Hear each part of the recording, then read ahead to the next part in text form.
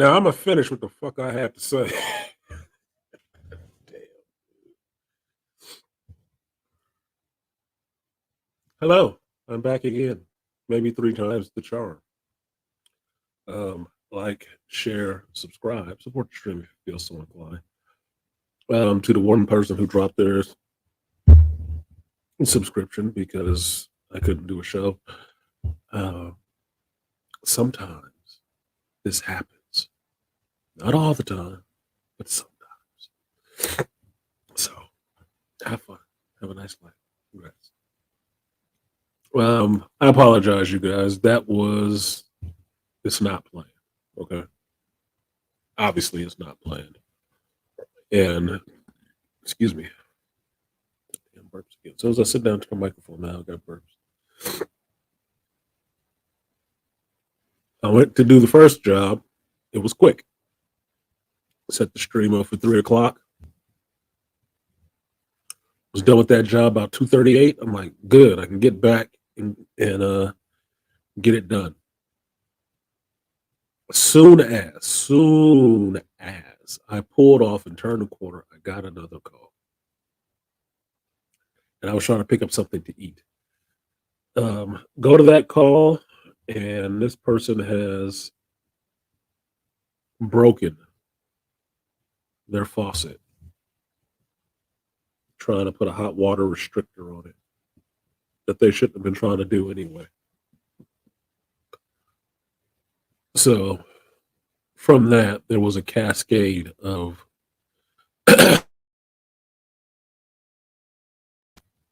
and ended up being the second faucet I replaced in the day, and the more irritating one because there was more stuff going on wrong than just that.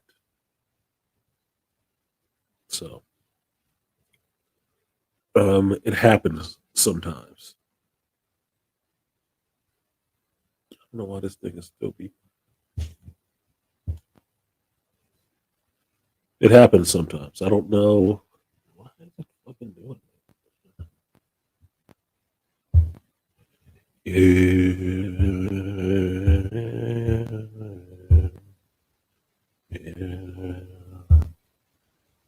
Yeah.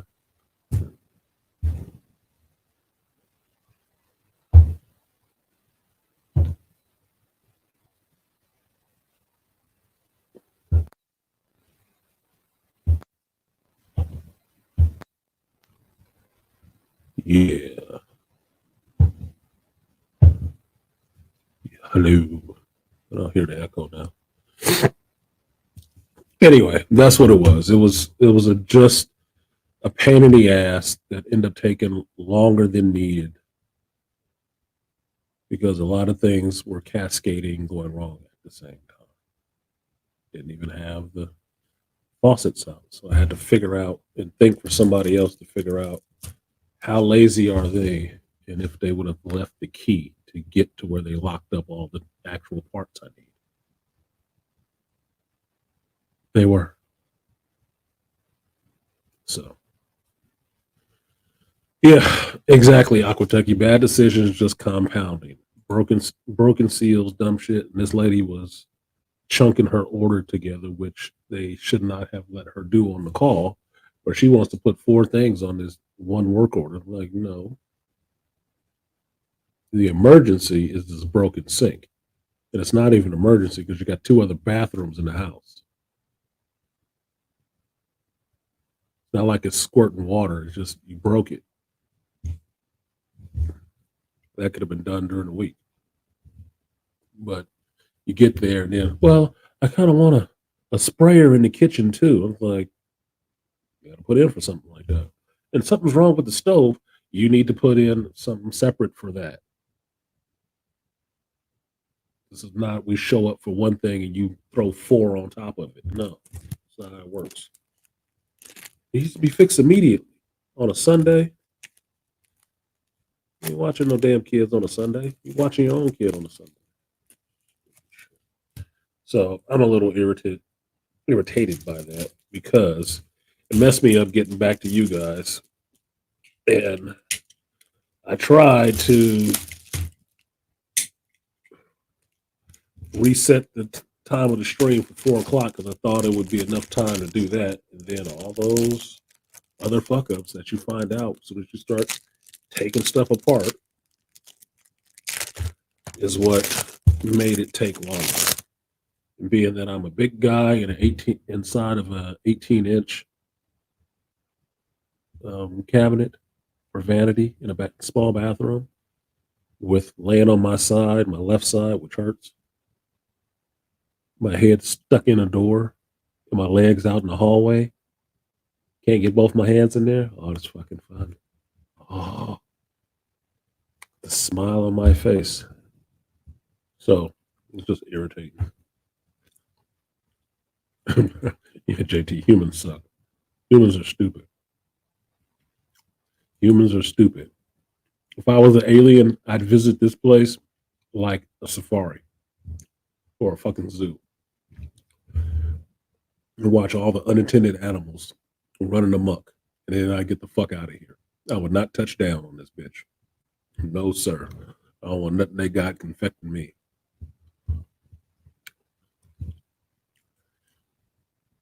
I don't mind plumbing, aquatechy, but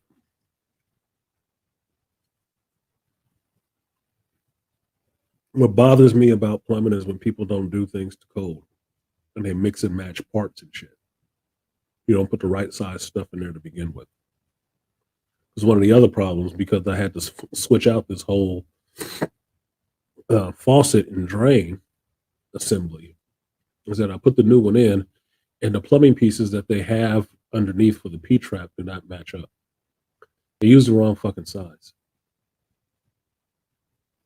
They use the wrong size. They use the kitchen size, not the bathroom size. So now I had to scour my van looking for reducers to fit these pipes. Because the ones that are in there are for kitchen, not the bathroom. This is endemic of people who don't know what the hell they're doing that work, which leads to compounded fuck ups.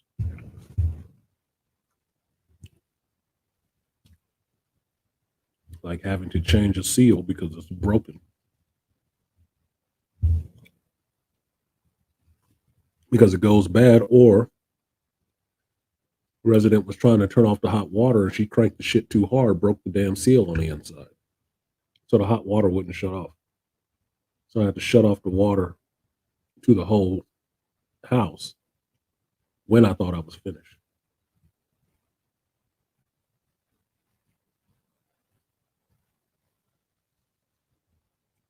Because the hot water wouldn't work, wouldn't come out with the same force. So I had to open up the angle stop and see fucking seal broke off inside of there, blocking the water.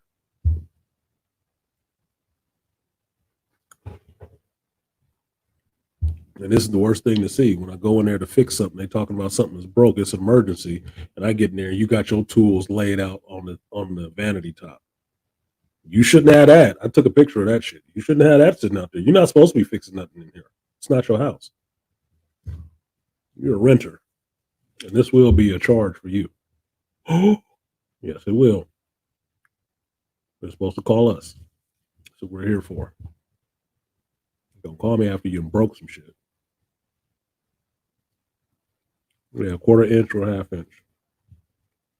Yeah, old Joy is right. So, an easy way to think of it is this, right? Just for all of you, since I'm a nerd of many shades, of many stripes, I should say. Just so all of you who know, you all live in a house. Think of it simply like this. You're not running food, okay? You're not running food down your bathroom drains. So the plumbing going out of your bathroom drains is smaller, inch and a quarter. You do run food down your kitchen drain, right? So to keep it from getting clogged, it's a bit bigger, inch and a half. Very fucking simple. Form works for the function. So Why the hell would somebody run half-inch pipe underneath the bathroom sink, connecting to an inch and a quarter drain? Hmm, quite a conundrum, right? Dumb shit. Just dumb shit. And you would ask somebody asked a question earlier about inspections. Well, if the people that you have inspecting this shit never worked in the trade, would they know the difference? No. They're just looking to see if there's some pipes under there and if they leak.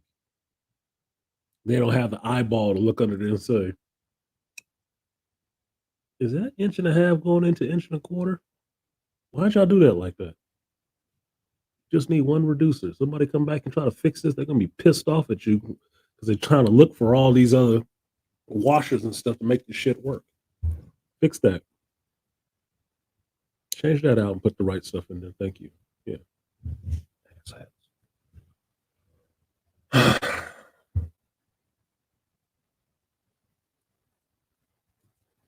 They do. They just don't apparently understand that bathroom ones are smaller. Now, truth be told, you can run the whole house half inch if you want to. You can. You can run the whole house half inch, and just that one spot at the sink, you need to reduce it down or use a different washer to connect to the drain assembly, which is inch and a quarter. Because everybody who makes plumbing parts and stuff for sinks already knows that inch and a quarter is standard. But then that means the person coming to repair some shit needs to have a whole stock of those reducing washers and shit. When you're remodeling old homes, this is what'll send your ass back and forth to Home Depot or Ace or whatever your Lowe's, whatever your hardware store preference. This is what'll send you back and forth to the damn store looking for parts for plumbing. It's irritating. Let's do it right.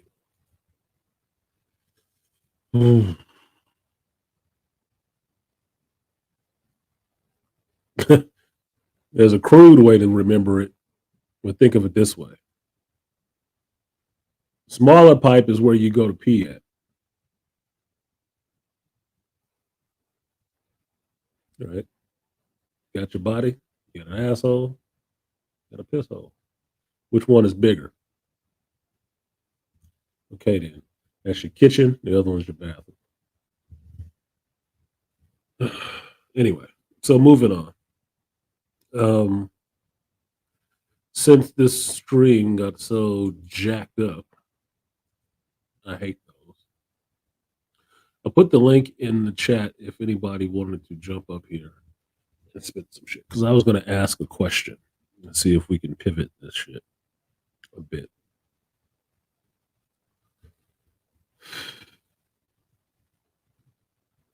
It's one question that probably has two parts.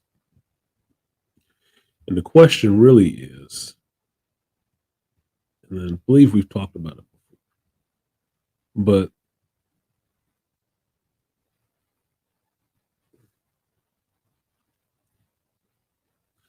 do you believe that geek movies as they are now should just go away for a while?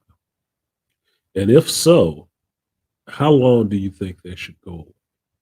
That seems like a pretty straightforward question, but understand a lot of this stuff is circling and drain right now because it's being so badly managed. And my thinking is it would have to fall apart completely to be able to be rebuilt better. So I guess the follow-up question would be to that: when would you walk away from this shit? When would you walk away from it? Because like anything in America that's a bubble, it has a bursting point. And what capitalism is good for is strip mining something. and fucking it up and running it into the ground to where it is of no use to anybody after it's done with. So, like the housing market, like these other markets that have gone boom and bust, I think geekdom is in its phase of going bust. I think it is. And by geekdom, I mean movies, these IPs, comics. They're probably at their bust out point. Probably.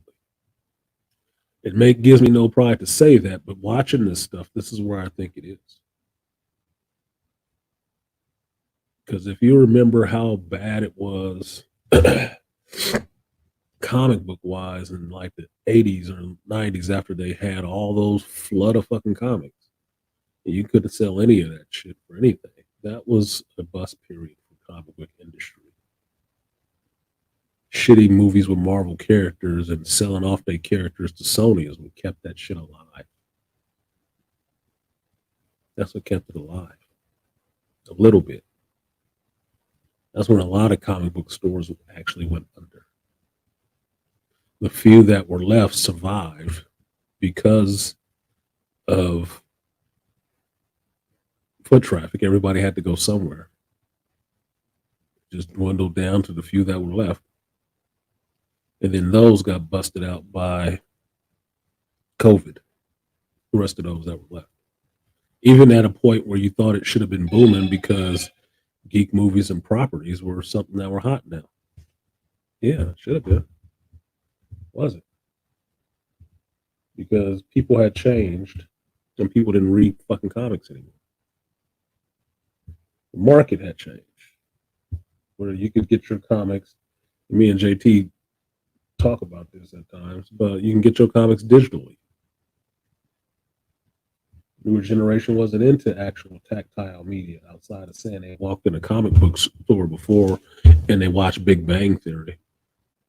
And those are nerds. Those are not geeks. Just saying. The guy who worked in the comic shop, he was a geek. Sheldon, fucking nerd. Lawrence, a big fucking nerd. All those people have PhDs and shit. So I'm curious about that because I'm really wondering how much longer it can go on like this. Now I know a lot of other reviewers and stuff like that are predicting doom and gloom, and they cheering for it. They got their popcorn and peanuts, and they waiting for the shit to happen. Right? They sitting back in the lawn chair and waiting to let off the fireworks when it happens. I'm not necessarily. I'm not. I will not enjoy it when it goes to shit because I've lived long enough to see it not be popular to becoming popular. I wouldn't want to finish out my days with it being terrible. I wouldn't. That'd suck for me. To remember when it was really good and realize that it just went to waste and went away by the time I was gone. So, in fact, there was nothing left of it to be interesting to my grandchild. That sucked. That mean me as a Gen Xer would have been that last generation of legit, you know, old school geeks. Bought comics and everything else, not just trades, not just digital. Actually bought the monthlies, actually showed up regularly at my local comic book store to build a relationship with the people that was there and a relationship with the other customers that were there and a relationship with the companies who put out these stories that I enjoyed. Absolutely enjoyed. Poured money into an industry that I enjoyed and helped prop up with even my little meager change.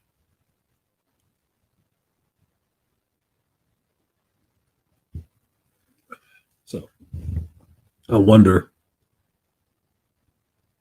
what it'll do because, frankly, in one sense, it might be a good thing. You know why? It cut down on a lot of fucking reviewers. What up, Q Wilson? I salute you, sir. Salute Soldier Q over there. Real American hero. Q Wilson is there. Q Wilson. I got a lot of respect for Q for going into the military and getting his shit done. When he started putting Q Wilson, the American soldier, on that shit, I was like, yeah, good. Somebody not listening to the bullshit. So good to see you, Q. Aquateki said, those are questions I've asked myself. Never came up with an answer. Well, that's part of an answer, Aquateki. I mean, just thinking about the most rational thing is that it'll clear out YouTube of a lot of reviewers. It would a lot. Because quite honestly, a lot of them jumped in because it was popular. Now,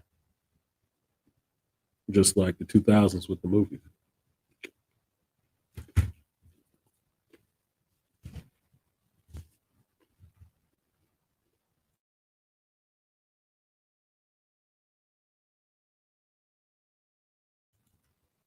When things are popular and trendy, everybody wants to jump on board.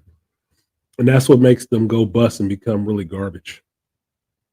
Because the people that make the product, they're not keeping their head on straight. They get really wrapped up in the fact that all these people like them now and trying to please all those people and not pleasing the people who actually got you to a point where you can actually make movies out of this stuff. That's when everybody wants to start throwing their agendas in the car. They didn't help build the car. They didn't help keep the tires inflated. They didn't help put money in the gas tank. But as soon as you're going down the road somewhere, everybody want to jump in with their bullshit. You need to be going here. You need to be driving it this way. You need to use it like this. Who the hell are you? Where'd you come from? Side of the road, looking for a ride? Funny. So for me, the landscape would clear up. It'll be a lot less people talking about this shit. It would. You know why? Because only the people most devoted to it would actually spend any time talking about it. And those would be the people you could see really actually love this shit. It wasn't just a come up for them. It was who they were and what they loved. And that's what you would see. It's like being over here in the manosphere.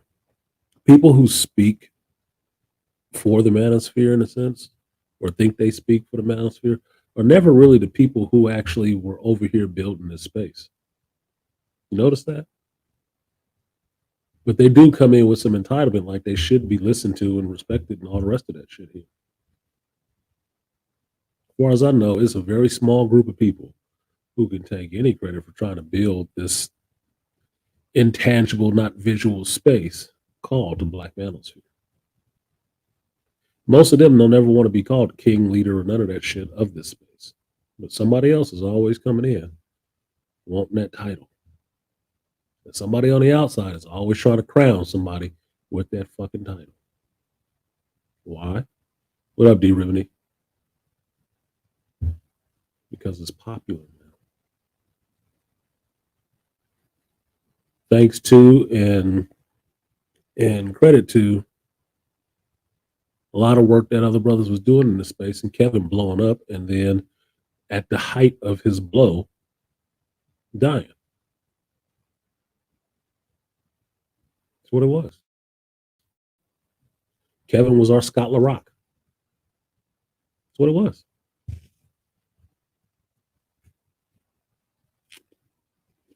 People in the rap game, though, popular artists passing will blow your career up. Him just talking shit to the right caliber of women blew the space up. It was mad as fuck. But one thing women is good for, like little bees with pollen on their legs, They will spread that shit far and wide because they'll keep your praises to yourself, but they'll scream your negative points. They'll try to. If it comes down to wanting people to hate your ass, oh, they'll tell everybody. It comes down to saying, damn, you really doing something good for the brothers? Nah, I don't care.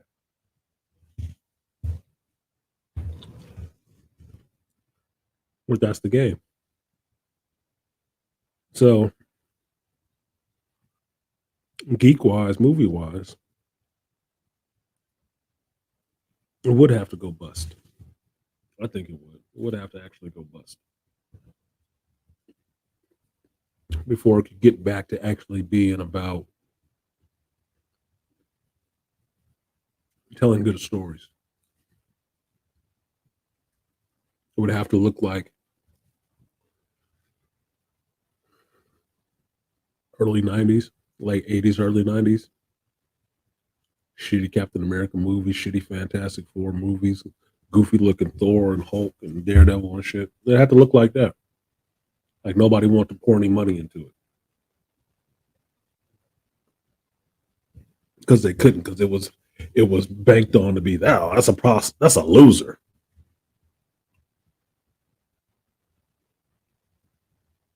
Because make no mistake about it, Hollywood, the whoremonger that is Hollywood, has no problem screwing the hell out of the pig that is geekdom. They don't. They traffic in destroying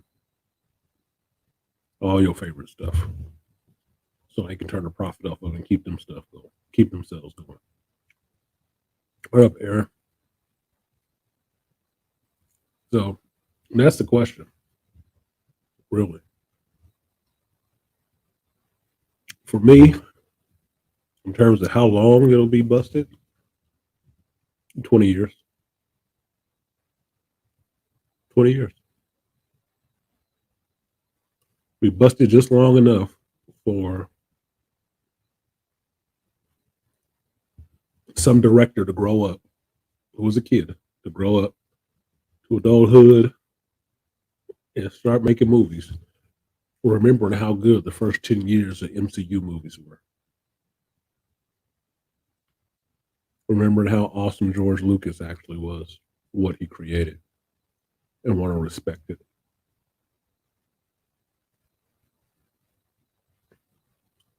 Who did it take? Because John and Dave over at Star Wars, or excuse me, at Lucasfilm, they got a lot on their plate. I think they're gonna burn them boys out.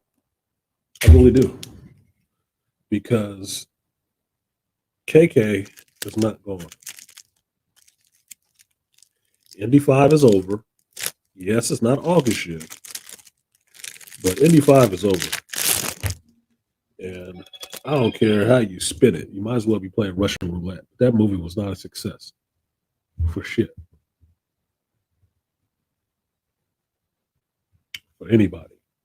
So she should be gone. Like she should have been gone earlier than that. But she hasn't. And because she's still wasting her time screwing around with this acolyte show, if the rumors are not true that that show was canceled, and you won't be ever seeing it, thank God, because it's no good that they actually got rid of Leslie. KK is on her way out, and that show will be put on the shelf indefinitely. If those rumors are not true, then she's going to be there at Lucasfilm still working on that show. And everything she puts into that show is to try to fuck up what's left of Star Wars. And every time she does that, John and Dave have to go back to the drawing board and write some more shit. to correct whatever the fuck she put in her show. Because, as far as I know, this has been the longest production for a Disney Plus show ever. She ain't trying to finish this fucking show. I lost count at 5 times of rewriting this bitch. Which incidentally is probably the same number of fucking reshoots they did for the ending of Indiana Jones. Curious, right? So I don't know how long John and Dave want to sit there and keep trying to have them to do that. It's like you can't even make any forward motion because you're constantly trying to run backwards and do damage control on what this person is screwing up behind you. You can't move forward. And I'm sorry, I'm older. I'm getting impatient. I'm getting really impatient because I don't like a lot of dumb shit hanging around forever. I like some resolutions.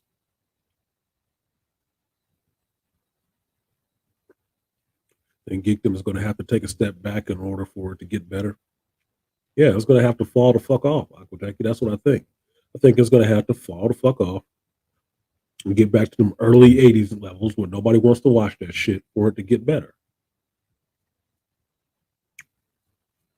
Because they're too busy listening to the wrong goddamn people.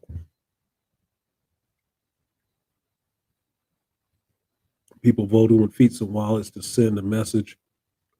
I say it already started. I would agree. It has started. I mean,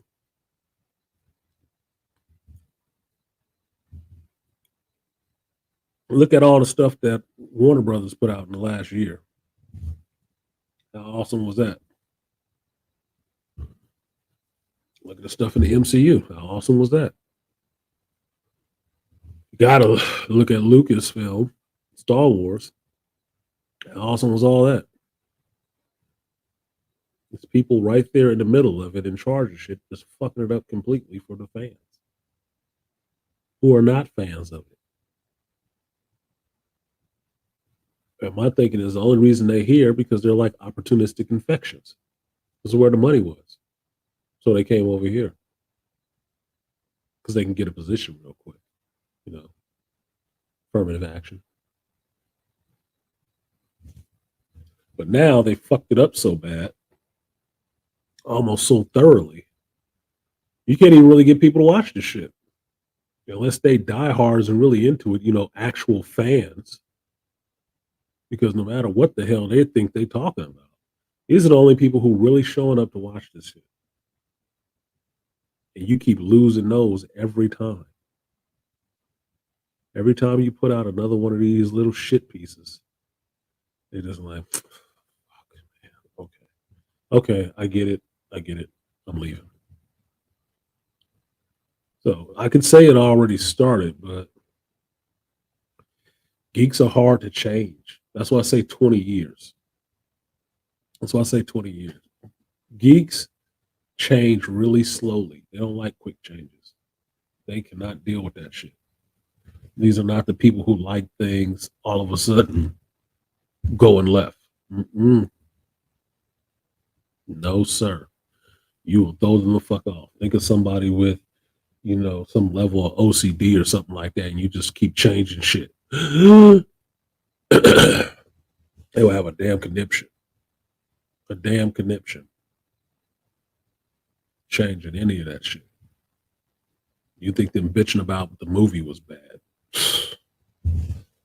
No, it could be a lot worse. So, with that, 10 years down, 10 years to come back up, 20 years.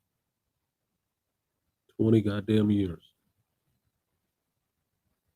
Unless you have some hellified successes back to back.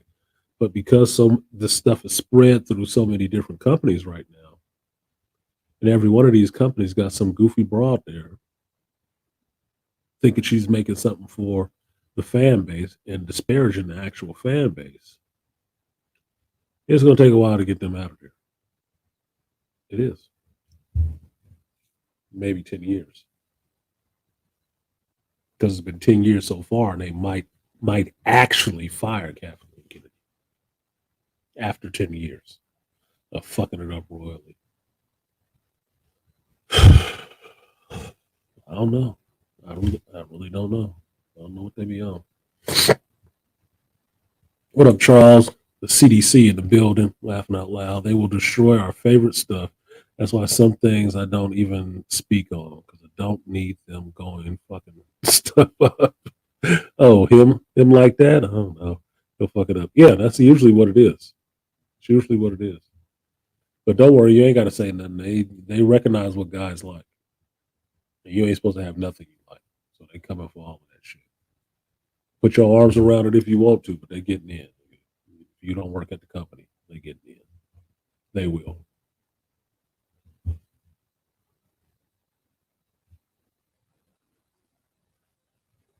Could be 5 more years before any tangible recovery is seen.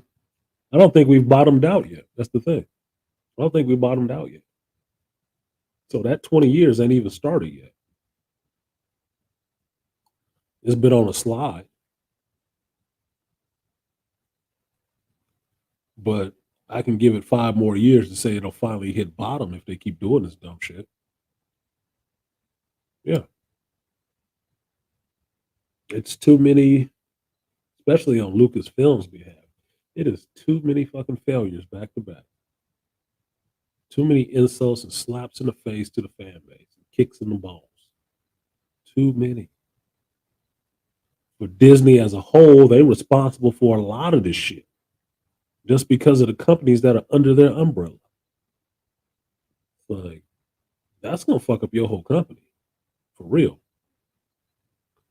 Outside of the rest of the stuff that's going on with politics and you know stagflation and whatnot with the money and stuff, that will fuck up your product. Somebody has to pay for that shit. You realize that, right? We don't have to pay for it, especially not to watch it. Bootleg boys make money for a reason. Nobody wants to pay you for that shit. And if you get your staunch supporters all of a sudden hitting bootleg, man, you have fucked up royally. Ain't nobody gonna be getting paid over there. Check you. All we ask is creators respect the source and avoid political agendas. Oh, and tell a good story. Yeah. But I'm not even saying an awesome story. Just tell a good one. Just tell a good one. Fuck your self inserts. Stop doing self inserts to some chick on her 15 minutes of fame. Stop with the self inserts. Stop with your personal political agendas. You want a personal political agenda? Instagram and TikTok are real places. Why don't you go there and have it? Keep it out of the products that we have to sell to people. Okay, it's like lacing bread with fucking poison, so you get people to become vegans. Stop it. That's not what's going to happen. They're going to shut down your fucking company because you keep lacing the shit with poison. They're not going to become vegan. Stop that. No self inserts, no political agendas. And yes, please just tell a good story. Now, I watched Aragorn again Friday night, and I enjoy watching the movie. I did. Some of the dialogue did not go across very well, but I guess for the time, and by the time it got to the end of the second act and into the third one, it seemed like it was just really rushed. Things are really happening quickly, and I was vaguely remembering my son telling me like, "Oh, this is out of the second book. They're rushing ahead." I'm like, okay, it's following the story, but they're probably just trying to speed it up for time. But I wanted to see a part two of that movie. I wanted to see the second part. You had John Malkovich. You got Jeremy Irons. He died, but you got Jeremy Irons. Got some other folks in there. Jamon Houston in there. Hunsu. So there were other actors in there that were good. I saw Viola Davis in that shit. I didn't even remember she was in that. She was standing behind Jamal Hunsu. I'm like, oh shit, that's Viola Davis. What is she doing in this? I didn't even remember that she was in it because she wasn't a name back. It was all outside. It looked beautiful. Yes, there was some CG stuff, but it was less CG than the bullshit we're getting right now. And it looked better. That's the funny part. Indiana Jones 5 just came out a couple weeks ago, right? 2, 3 weeks ago. The CG in this Aragorn movie that came out, I don't even want to say 2008, over 10 years ago, looks better than the shit that came out in Indy recently. And this dude got a whole freaking dragon. Hmm. Not the background of the city, a whole fucking flying dragon. Ugh. I don't know, bro. I really don't know what these people are doing outside of just intentionally trying to fuck stuff up.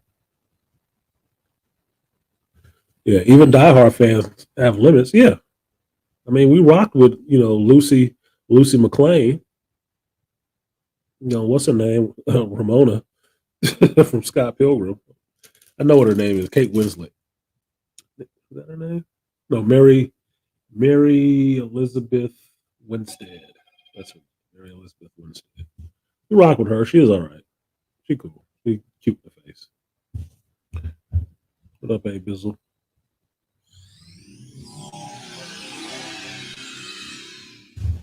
Got AB in the building. But after that, we was kind of like, okay, look, Bruce Willis is kind of old, and we ain't really just we really ain't just ain't rocking with just throwing all the kids into it. I didn't even see the last one. I really didn't. The one after he had his daughter in it, I didn't see that one. There was a son. They're in Russia or something like that. I didn't see that one. Did not see that one at all. And I'm a diehard fan. Just didn't. Excuse me. Alerts, alerts, alerts.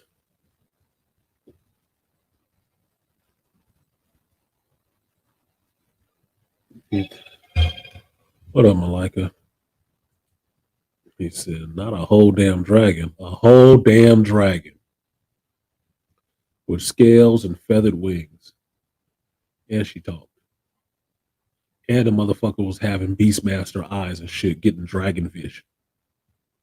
I'm sitting there watching that shit, thinking like, damn, did George R. Martin steal this shit from this boy and give me House of the Dragon? Because it was all kind of dragon riders in that story. They all got killed off. I'm like, isn't that where House of the Dragon picks up? Like, get introduced to all the houses. They have a big dragon fight between the two houses, and then they all get pretty much killed off. Hmm. Sounds like a similar story. Hmm. And that's all it did. I'm watching Aragorn, into it, enjoying it, liking the weapons, liking the shade. He got his ass killed. Well, that's good. That's cool. Um, Working with the dragon, and then I'm thinking, let's see House of the Dragon now. I want to see House of the Dragon coming to the stage. Transporter Pad 2. Got the AB Media. What's good, AB? Hey, what's going on, Artisan? The usual schmoozle.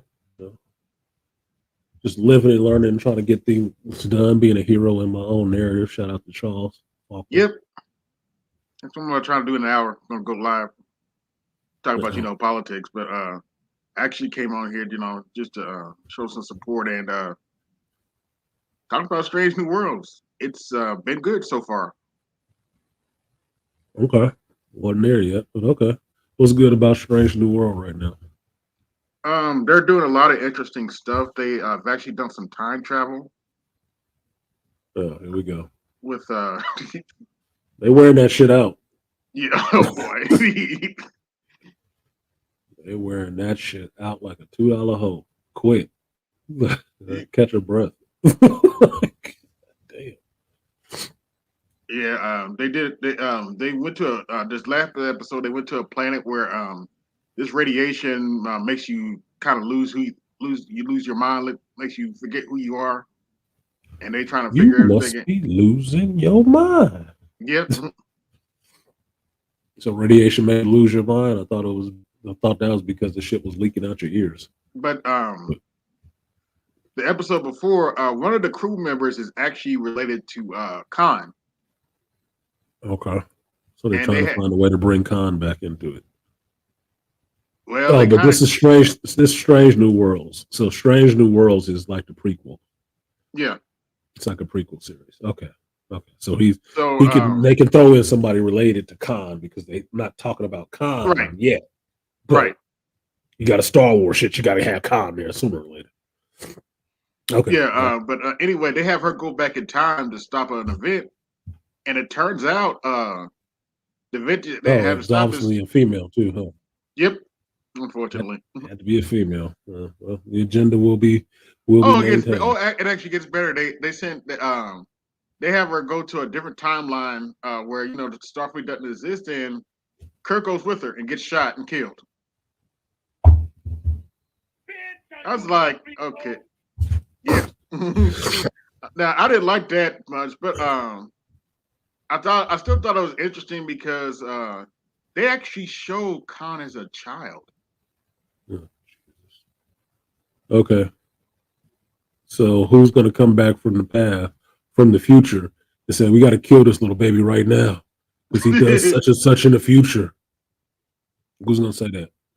Maybe it'll be the chick. Well, there's a problem because when the timeline when they did kill him off, uh, Starfleet, well, whatever, it wasn't called Starfleet, it's called something else. I forget. And Vulcan are separated, and they're in the war with the Romulans, pretty much. And Romulans kicking everybody's ass. On pad 3, we got BMT beaming in. What's good? Hey, what's going on, BMT? BMT? Hey, what's going on? Hang on. Let me put on my proper attire. All right. There we go. Mercenary Oh, the Grogu. Grogu, Gorilla Um, Grogu. Just under trigger Grogu. That's all I am. Just a little trigger, man. Just a little Like, trigger. He is adorable. I have to give him credit. yeah. I'm just waiting for that. I'm just waiting for his daddy to give him some armor. Put on his own. Give him some armor. I don't know how would they fashion armor onto him, but I'm You very saw what they curious. did. They gave him that little Have to give him rondo little as pieces big as every now. his whole body. So he already got chainmail and a big ass rondo over his whole belly and shit. Like he pretty much Mhm. bulletproof unless you shoot him in his goddamn ears. The I, way he flip around, he got enough to protect himself. yeah. I was sitting down enjoying. You talk about taco foods. I was gonna get me some taco food. Um, Mm, yeah. I kind of enjoy that. Kind of enjoy that. I think y'all was Yeah, talking about Star Trek and yeah. stuff. yeah. AB jumped up with some Star Trek. I was talking about Die Hard and some other shit, but what could The You didn't last see Die the what? Hard, last one with his son? No, I didn't see Good Day to Die Hard. I didn't. I like Jai Courtney too. I just didn't see that one. I thought they had jumped the shark. I was I done. thought I stopped watching after with the Vengeance, the one with Samuel L. Jackson. Yeah, that was good. I like that one. So I like Yeah. Samuel's character and his rapport with Bruce Mm, Willis. I think yeah, that It, was their first movie together, so it wasn't a big deal to see them in Unbreakable together and shit like that. it, Actually, it, it, was, it was a good movie. I thought it was a good movie. Him with his son, or the son, him and his son. It's just that it was kind of like a nitpicking, like, Dad, you just left us and you never fought for us and all that stuff. And he was like, like what mother, did I, shut up. right, Like right, right. That's the look that John was giving him, like, dude, you know like, what what did you your talking? mom tell you? Like, Yeah, I love yeah. my kid. Yeah, like he was like, he said, the irony is you're following the same footsteps that I of stuff that I do. No That's the shit. irony. Like that's the irony because his son is a, you know what I'm saying, his son is in the same type of line of work, except for the government. You know, and it's for the government. He was like, well, shit, I That's may the be dumbest old, shit. but right, I may be old, and it's ironic, but you're married to your work just like I am. So when you Yeah. have kids, you'll understand it. And Mm-hmm. shit, as a fan, I'm mad at his son for saying some dumb shit like that. I say, you know how long I've been rocking with John McClane, motherfucker? He almost got killed. I don't know how many times. Trying to get home to his family and his ex-wife that talked to him like crazy as fuck. Mm-hmm. Shut up. I'm gonna slap the shit out that kid, boy. It, Like, the it, fuck are it, you it, talking about? You kept leaving us. And because I did, a lot of people are safe. Nigga, shut up. I, Like I'm supposed to what, be home what, all day babysitting you and watering you like a hothouse flower. Shut up. what was that scene? You remember it? It's the scene where comes home and his wife is sitting down and he's looking at the shower and he's like, so where is he? That's a different movie. That's Last Boy Scout. Oh god damn! I thought that was, I was like, but Yeah, he that's said Last something Boy strike. Scout. That was He Joe. said, well, okay, That was Joe Hollenbeck, not Jack McClane, not John McClane. Excuse me.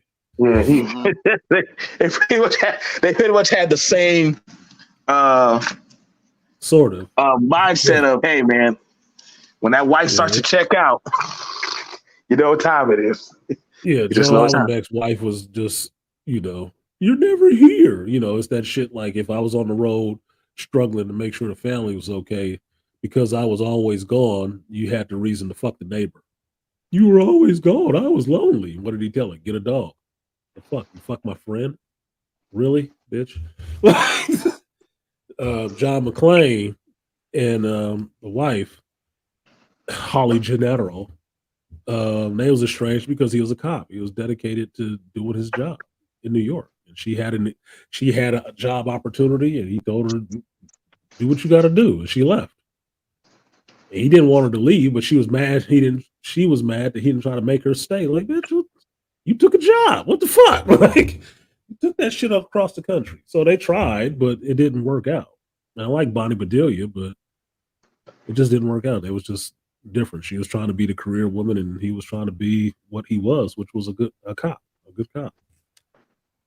think it's hurting. It kind of hurts my soul because I'm seeing John, like I'm watching all these old action icons that literally have benchmarked uh, throughout time. Genres. Yeah, So, right, genres. yeah, a whole genre of what it means to be a hero and make the hard decisions from being a family man to being a cop to being that guy who just has a bad day. Like, and so, you know, looking at Harrison, like Harrison looked tired on that damn stage when he was talking to them. He was like, can somebody give me some Alka-Seltzer and some water? Harrison, when you took off your shirt, he's like, listen, I'm tired.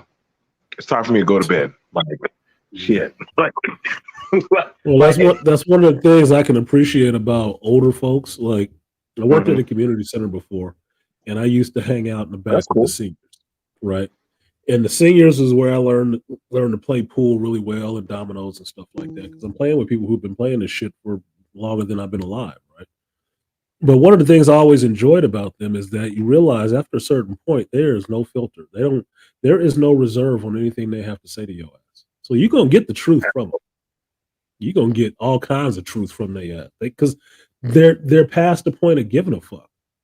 And I can respect that a lot more with Mm-hmm. somebody who want to blow, some sweet smelling smoke up your ass or a vape, right? Because at least then you know who you're dealing with. So they'll tell you flat out, like, no, you're doing some dumb shit. Like Charles is saying in here in the chat, just live long enough. You'll find out. Yeah, because motherfuckers know, like, look, we all gonna go through the same shit. You ain't got no different struggle than I had or the kids had. But that's okay. Keep thinking you knew. We'll see you later. You'll figure it out. You Coming think in that's on why pad number 4, we got you think that's Malika why B. they're giving them the Hayes. treatment? Uh-oh. What's up, Malika? What's up, family? What's up, fellas? How y'all doing Hey, tonight? what's going on, All Malika? All right. You almost made Yeah, me scream at my phone, BMT. You mixing Joe Hallenbeck I and John apologize. McClane, I man. apologize. BMT be thinking You know really what? fast. I think I don't know. You know what? But it's funny because YouTube is playbacking a lot of those old movies. Like they're playing scenes of those old movies now, Mhm. and they have some pretty. I said, man, these guys were say if they were to say this stuff now, they would get in trouble. Like Watch they No, could. watch a movie just from the 80s. Just watch a movie from the 90s, the early 90s. I had talked Motherfucker, to you somebody. could not get that movie, man. The shit You they get was that. saying. You get canceled. You get Oh canceled my out of Hollywood. god. Remember, Look, you could Reservoir just Dogs, you wouldn't even be able to make Reservoir Dogs. no, You couldn't make it. no. And if you did make it, it had to be some chicks there wearing suits. My Yeah, God. Oh god. Mm. just the diner scene in the beginning with the tip is too much. Well, you know Why what? You know you what you couldn't have the said. line. You couldn't even have the line. Why do I have to be Mr. Pink? Yeah, Because what did Joe say? You couldn't because even you're have fucking that. sad. That's why. Yeah, you couldn't have that. Get the whole No, you know, production canceled. and even back for '94, where you hear Mr. Pink talking to Harvey Keitel saying, "You know, you're messing this stuff up. You know what you guys are acting like? You're acting like a bunch of niggers. You ever do a job with a bunch of niggers?" And they let Yep, that go in '94. But couldn't do it now. I wanted to touch on to something that you said with the first Die Hard. If you notice the when well, first of all, remember John McClane goes into the what's the name of the Nakatomi, Nakatomi Plaza. There you go. Nakatomi building. And he looks Yep. he looks on the screen and he says, "Hi, I'm here to see Holly McClane." She said, "There's no Holly McClane." And he looks down. Maybe if you look at Holly Gennaro, yes, she's right Yes, here yeah. on a certain floor, and you And see he was his like, face is motherfucker, sink. boy. Yeah, he's like, oh, this And he bullshit. That's goes what it up, was. Oh, this bullshit. he goes up, and he already have like a room waiting for him, and he sees everything is cool, but the way the panoramic is going, they're still playing the Christmas music. For this Christmas party. And you could tell he's got the teddy bear under one arm, he's got a little jet lag, and he goes in the room and Holly meets him. And you could tell that they're happy to see each other, but you can see a little tension. As soon as the door closed, he talks and he says, "Holly Gennaro." And she turns around and she says, "Not now, John. Can't we just have No, it it in?" wasn't. It was that's not what she said. She said, I missed you, John. He said, and he looked at her, he said, except when you sign your name, right? Holly Exactly. Narrow. I And, didn't and miss my right then last and name, there, did you? Like, damn, he busted her out right away. and right then and there, I was like, wow. Not the same argument again. No, it's the same argument. We got the same argument that we had before. And right then and there, that's where it seals it because what I loved about John McClane in the first movie and the third movie is that he's an everyman. Mhm. Regular dude. John McClane did not have big muscles.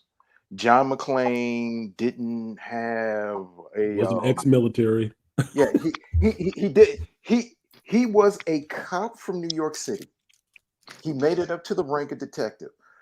But when you see the movie, he's just a normal person, and you see this, and when you see Alan Rickman meet up with him, and he sees he's barefoot. He's got the wife beater Yeah. was white, but now it's a dark gray. Sees that he's tired. He's down to his last bullets, down to 3 cigarettes that he stole from the other terrorists, and he's going by his wits, and you can relate to him. And that one scene, come out to the coast, have a few laughs, we'll get to know each other better. And like that's where you get the idea of John McClane. To me, the second movie was okay, but you really didn't get that. The fourth and fifth, that's where you see the Hollywood machine just saying, "No, we want you back because it's this," and that's where it just gets the problem out.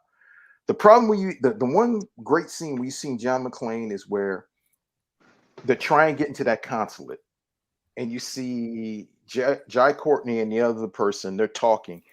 John McClane goes up to the busboy. He goes in his pocket and he gives the guy like $20. And he said, "You think I could get in?" And John McClane gives a whistle. And he's like, "Come on in."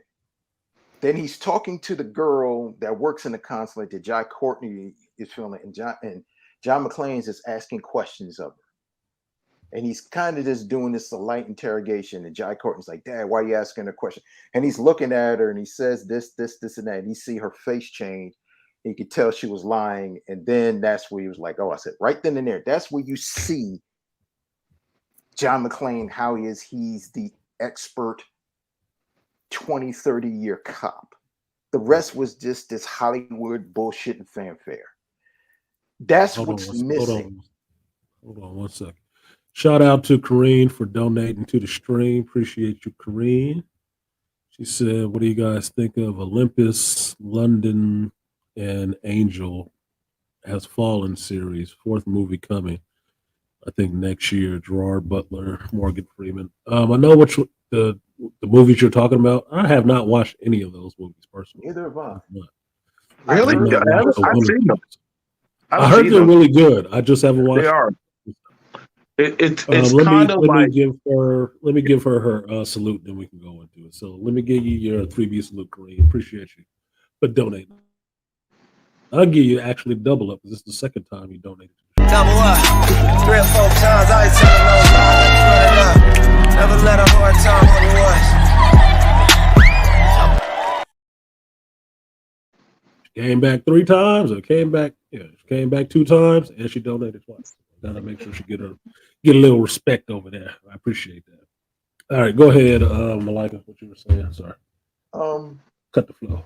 But I love Joe Hallen. I love John McClane, but you know I love Joe Hallenbeck. As crazy he was, as down and out as he was, he still stood on top. You could relate to Last Boy Scout. Yep. Yeah. Last Boy Scout. You could relate to him. The scene where he could see that the toilet seat is up, and he looks around and he goes to the closet and he pulls out this gun. He's like, "Where's he at?" And his wife's like, "What are you talking about?" He says, "Where's he at?" He says, "You're the only woman in the house." And he knew that, you don't piss standing up. Where's he at? Well, yeah, that's what he said. Is that it said, "Since you heard my key hit the door a day early, there's nobody under the bed, so I figured you stuffed him in the closet because you got all this steam going on in the shower, but your hair is dry. I think you forget that I'm a detective." And they said it must be a male somebody because the toilet seat's up. So who's the guy in the closet? That's the detective part. Yeah. McClane, I think he was just a sergeant. He wasn't a detective, but Joe Hallenbeck was a private detective. Mm-hmm. So she left way too many goddamn clues for him to be like, "It is something fuck going on in here, bitch. What's that?" And even with his friend that was screwing his wife, who was another detective, he asked him, "Hey, still give me the job. I'll protect Holly Berry." He had a gut. Yeah. He had a gut. Gave his ass a job's a job, but you're gonna feel it for fucking my lady. I think in tying all and bringing it all in together with that's why a lot of American men appreciated Bruce Willis work. Mm-hmm. Yep. Because a lot of stuff he said or things his acting, it was the average man that a lot of his turmoil and battles was at the home. Mm-hmm. Yeah. And they always show, damn, how you still saving the world and your household is fucked up? How you still? I got 1 second. 1 second, real quick. Let me get Detroit in here. Detroit came through supporting the stream. Appreciate you, Detroit. He said, "I'm just waiting on Rush Hour 4, though." Okay. I guess. Wow. Selma must have knew this was coming up because I was thinking about that out of the blue yesterday while I was doing my laundry, like Rush Hour. Fuck, I'm thinking about Chris Tucker and Rush Hour. Don't make no sense. And also Gerard, he donated a while ago. I didn't forget you, Gerard. I was just waiting for a place to jump in and give you your props. So first one's gonna go out to Gerard. He said he needs pruning like a bush. Like a goddamn bonsai tree. We need Mr. Miyagi out here. My good tree inside. your good geekdom come through. Appreciate you, Gerard. I will give you the guts and butts. Number one, 3 or 4 times, I ain't telling no lies. Run it up. Never let a hard time on the ones. And 2, Detroit 313. We'll talk about that Rush Hour 4, but appreciate you as well. I will give you the guts and butts. Thank you. Appreciate you. Number one, 3 or 4 times, I ain't telling no lies. Run it up. Never let a hard time on the ones. All right. That one thing's work correctly. One of the things I liked about Bruce Willis and that you'll see is that Bruce Willis, when he started, he was kind of comedic. He was kind of a comedic actor, but he can play really serious. And one of the things he did well when they started really getting into this action hero phase, with you had Stallone and Schwarzenegger and fucking even Kurt Russell and some stuff, they actually did a lot to support militaries and stuff like that. That's why military people really like Bruce Willis, because he always played them with respect. He never played them like they were some dumbasses or jokes or anything like that. He always brought respect to that role. That's why he can play a military person in a movie and people believe that shit right off the bat. No problem with it, because he always pays that respect to him.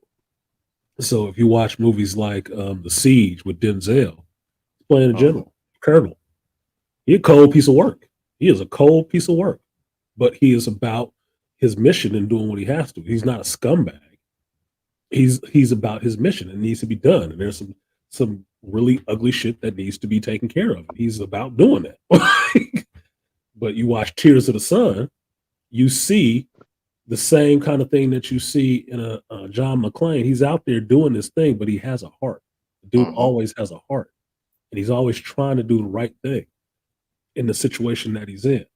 That's what made John McClane hit so much, that he was just a cop. He was just a cop, just like Al Powell that got his car shot up at Nakatomi Plaza.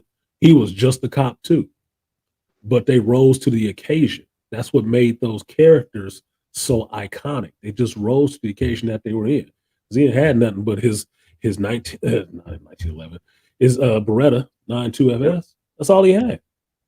Everything else he picked up along the way, and got caught slipping because he didn't have no goddamn shoes on. Like, it still had to get it in. So that's what made the character such like an icon in that sense, is because he was just a regular dude, like BMT is saying, dealing with all these interpersonal struggles at home and stuff like that, but he's still getting out there and fighting a good fight for other people, not himself, for other people, and trying to keep himself fucking alive, right? So you see that in John McClane, you see that in Joe Hollenbeck, you see that in I forget what his name was, in Tears of the Sun, and a lot of other movies that he's played in. Bruce Willis. That's always who he was. That's always the characters that he kind of plays, and it's a long way from what's his name, Addison in Moonlighting. It's a long way. But, David Addison in Moonlighting, but you see shades of it there. That's why I've been following him for so long. I always got a lot of respect for Bruce Willis movies. I'll watch it if he's in it. I'll watch it just because. And also, Bruce Willis was a big, staunch Republican too, and he always supported the Republican Party. You know, the other thing he did, Malika, when he got with Demi Moore, he moved the fuck out of Hollywood. He didn't stay in Hollywood. Yeah. He moved to middle America somewhere, like Montana, some shit like that. Montana or he got the fuck out of Hollywood. He was not trying to be a part of that bullshit. I'm raising my kids way out here. They're gonna be normal. But also, you gotta understand something, man. He he's an East Coast guy from New Jersey too, man. Mhm. And also, Bruce Willis, we even said, you know,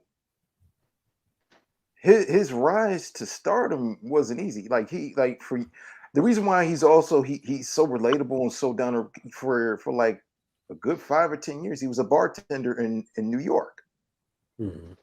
and he knows how to blend in and be relatable. Right. That's why he can play that relatable.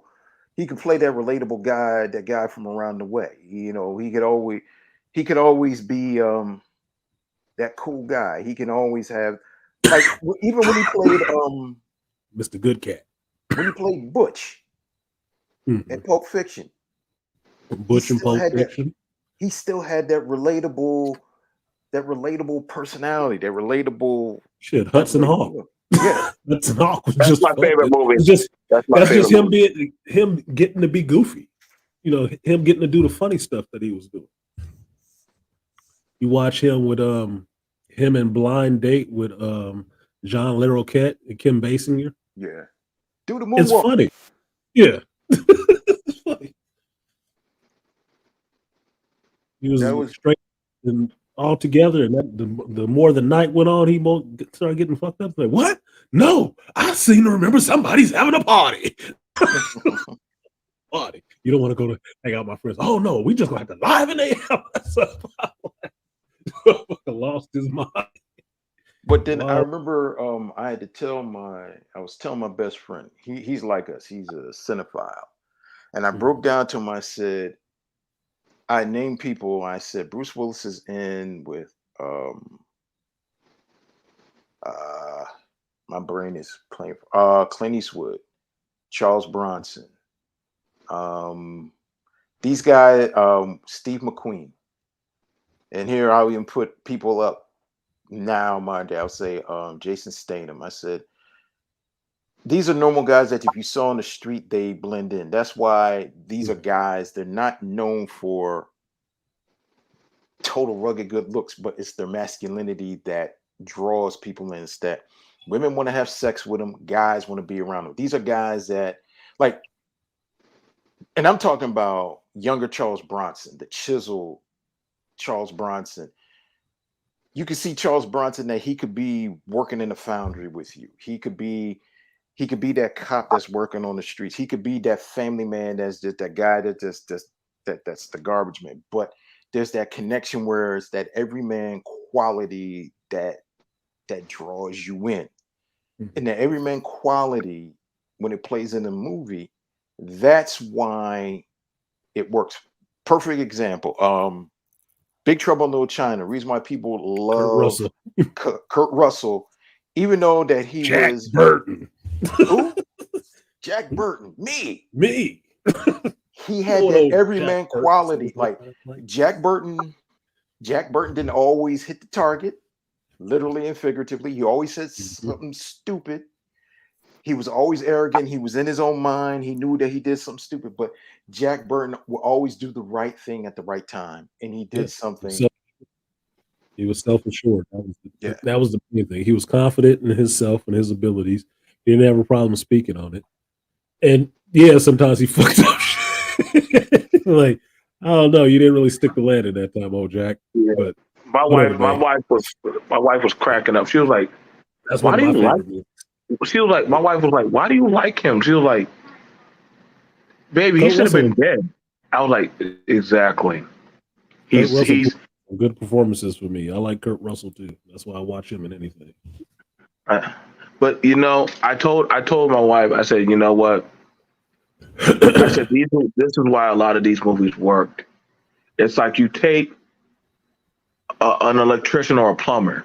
He walks into a drug warehouse by accident and just finds a gun, and he just has to make it work. Well, what else you know how to do? I'm an electrician. I'm not gonna lie to you, but I think I know how to deactivate this switch. Mm-hmm.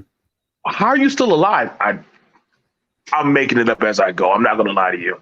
I'm making God loves the and fool. so I don't know we're what to gonna tell you. follow that guy because we know, I would have done that same thing. I would have put that bomb in the toilet. Yeah, I would have done that. Kurt Russell and John Carpenter was the shit for me in the 80s because Snake Plissken is a classic character for me. Mm-hmm. That's what I've been watching Kurt Russell since old Disney movies like the Shaggy Dog and shit like that. Okay. Mhm. I'm an old dude watching movies, right? So Kurt Russell, I remember him as a Disney kid. So I've been watching him this whole time growing up and shit like that. Snake Plissken was the one. That was the role. I liked Escape from LA. It was all right, but it wasn't It wasn't the the same. same. It was like a rehash of Escape from New York, just a little cheaper. But that character and Jack Burton, And Gabriel nope, Cash. Gabriel Cash, those are his characters. Yep. Even that solo movie. Yeah. like or what was it? Soldier. It wasn't solo, it was Soldier. No. Yeah, Soldier. Soldier. With, Yeah, that was Soldier. Yeah. With When he goes to Jason that trash Scott Lee. planet. When he goes to that trash planet. Yep. Yep. He Kurt Russell can play some roles. He can play some roles. He's a good actor. And as far as I know, he's probably a decent ass dude. He's a we pretty forgot cool one. dude. We forgot one. Wyatt Earp. Why? Oh, goddamn! Tombstone. Yeah, Wyatt Earp was Kevin Costner. Tombstone was Kurt Russell. Yeah. Tell him hell's coming with me. I see a red sash. I killed a man with the sash. I'm like, it's on. You It make is one more on. step, I'm gonna turn your head into a canoe. Yeah, that was that shit. Yeah, Wyatt Earp. He was playing Wyatt Earp, but Tombstone is that movie. Shout out to Val Kilmer. But Val had stole the movie. Wyatt Earp was great, but Val stole the movie. Doc Holliday. Val Kilmer and that Doc Holliday motherfucker. Everybody know that. I'll be your Huckleberry. I'll be your Huckleberry. I think that was a that Oh, was around Johnny the time. Ringo. You look like somebody walked over your Over grave. your grave. Stop fucking with him. Oh, I was just playing. I was just joshing. I wasn't. I wouldn't. Yeah, it's over. Yeah, it's over. It's on. But He had you his know, hand in it. He had his hand behind him with his gun right there. I was just fooling. Yeah, I wasn't. wasn't. Let's go. It's time. It's time. Then he sits back down in the chair, Barbara, as you were. I was like, Yeah. dude. Remember what he said to his wife? And she says, I'm a good woman, aren't I, to you, Doc? Mm-hmm. And she gives him she rolls up either a joint, she rolls him up a cigarette, and the doctor just said, you only have 30 to 40% of your lung capacity left. Mm-hmm. Pours him a drink, and he just looks at her. Either you are the best woman a man could ever had, or you are the Antichrist. And I just started cracking up. I said, this guy. 30% of my lung, and she rolling me up a cigarette. This bitch trying to kill me, or want me to go enjoying myself? Either way. well, I mean that in the older movies, but I mean, my daddy used to love TNT. I think they had a time where the guy action movies for guys who like action movies. Yep. I don't know who the hell came up with that goddamn A Ted Turner. man. A Ted man Turner. with some balls. But somehow it worked. Literally, y'all, Movies I for kid you guys not. that like movies. Movies for Action, guys that like action movies. movies for guys. That was the That whole was Ted thing. Turner. That was Ted Turner. Listen, there was no goddamn punk behind movies in that whole catalog. It was nothing but masculinity on steroids. You gonna see some? Yeah, that was it. And, Look, they stayed loyal, true to that. I don't think they could ever you do that say again. that, and the They first thing I think of is Silverado. I think it's Silverado. The young Scott Kevin Glenn, Costner. young Kevin Costner, Danny Glover. Danny Glover, Kevin Kline. That's just a Um, guy's movie. what's his name? Oh God, damn it. Brian Dennehy. Brian I keep thinking Dennehy, of Tombstone. That's all I think of that Tombstone. other They played the hell out of Jeff Tombstone. Fahey, crazy looking ass. Yep. Yeah, But you say that nowadays, But you know motherfuckers what the don't know funny nothing about thing no was? Silverado. With Silverado, even it had the very typical archetypes of all of what you would see. You know, Kevin Costner's the young, flashy gunner. Mhm. the Billy the Brian Kid type. Dennehy, he's the Rock. Dirty sheriff. Dirty Yeah. sheriff. Kevin Kline, playing a Jew. The gambler. Yeah, the gambler. The gambler, that's the Jew. He's the gambler archetype. Danny Glover, good with that doggone rifle and everything. But you could see how the way these guys came together. And Brian, what I liked about that movie was Henry Rifle. Yeah, with Brian Dennehy, for him being a big guy, he did not use his size. He used his cunning and his charisma to play a real evil guy. You know what I mean? Mm-hmm. Next to evil sheriffs that I like were Gene Hackman and The Quick and the Dead and Unforgiven. Even though he played the same character in both movies, to me. Shit, it don't matter. My favorite evil sheriff was Boss Hogg. I hate Boss Hogg was the mayor. Boss Hogg was the mayor. He wasn't the sheriff. But he also was the sheriff. Roscoe was the sheriff. Roscoe was the sheriff. Okay. Roscoe P. Coltrane. Now, one of the most craziest evil backward sheriffs was Buford T. Justice from Smokey Buford, yeah, Smokey the Bandit. Jackie Gleason. Jackie Gleason has Buford T. Justice. You get all right, that here's some stuff to get my channel demonetized today. Oh Lord. I like sharing. I like trying to show people something that might not know anything about this. So let me just put a little batter up, and I'm gonna play for y'all a little trailer action. Fair use.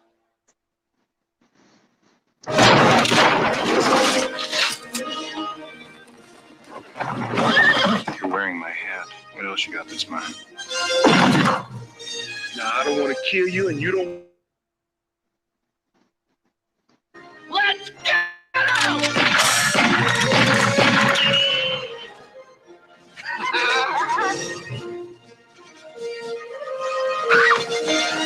What's all this then? This is a crazy town, Emmett. I think we ought to just get out of here. No, this is your horse. You see, this horse loves me. Making a big mistake. That's what I told him. If I brought a pretty lady like that into a place like this, I'd stay close. I think you got a point, Emmett. Maybe I better stay here with her. And we're going to give you a fair trial, followed by a first-class hanging. I had enough of what ain't right. Some people think they can push you around, but it's only true if you let it be. I don't want you to get hurt. You want one of these? This ought to do. Let's get out!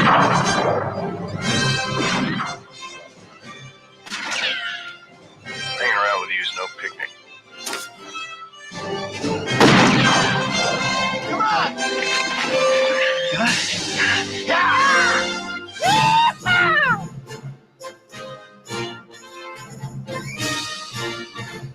Then Arquette.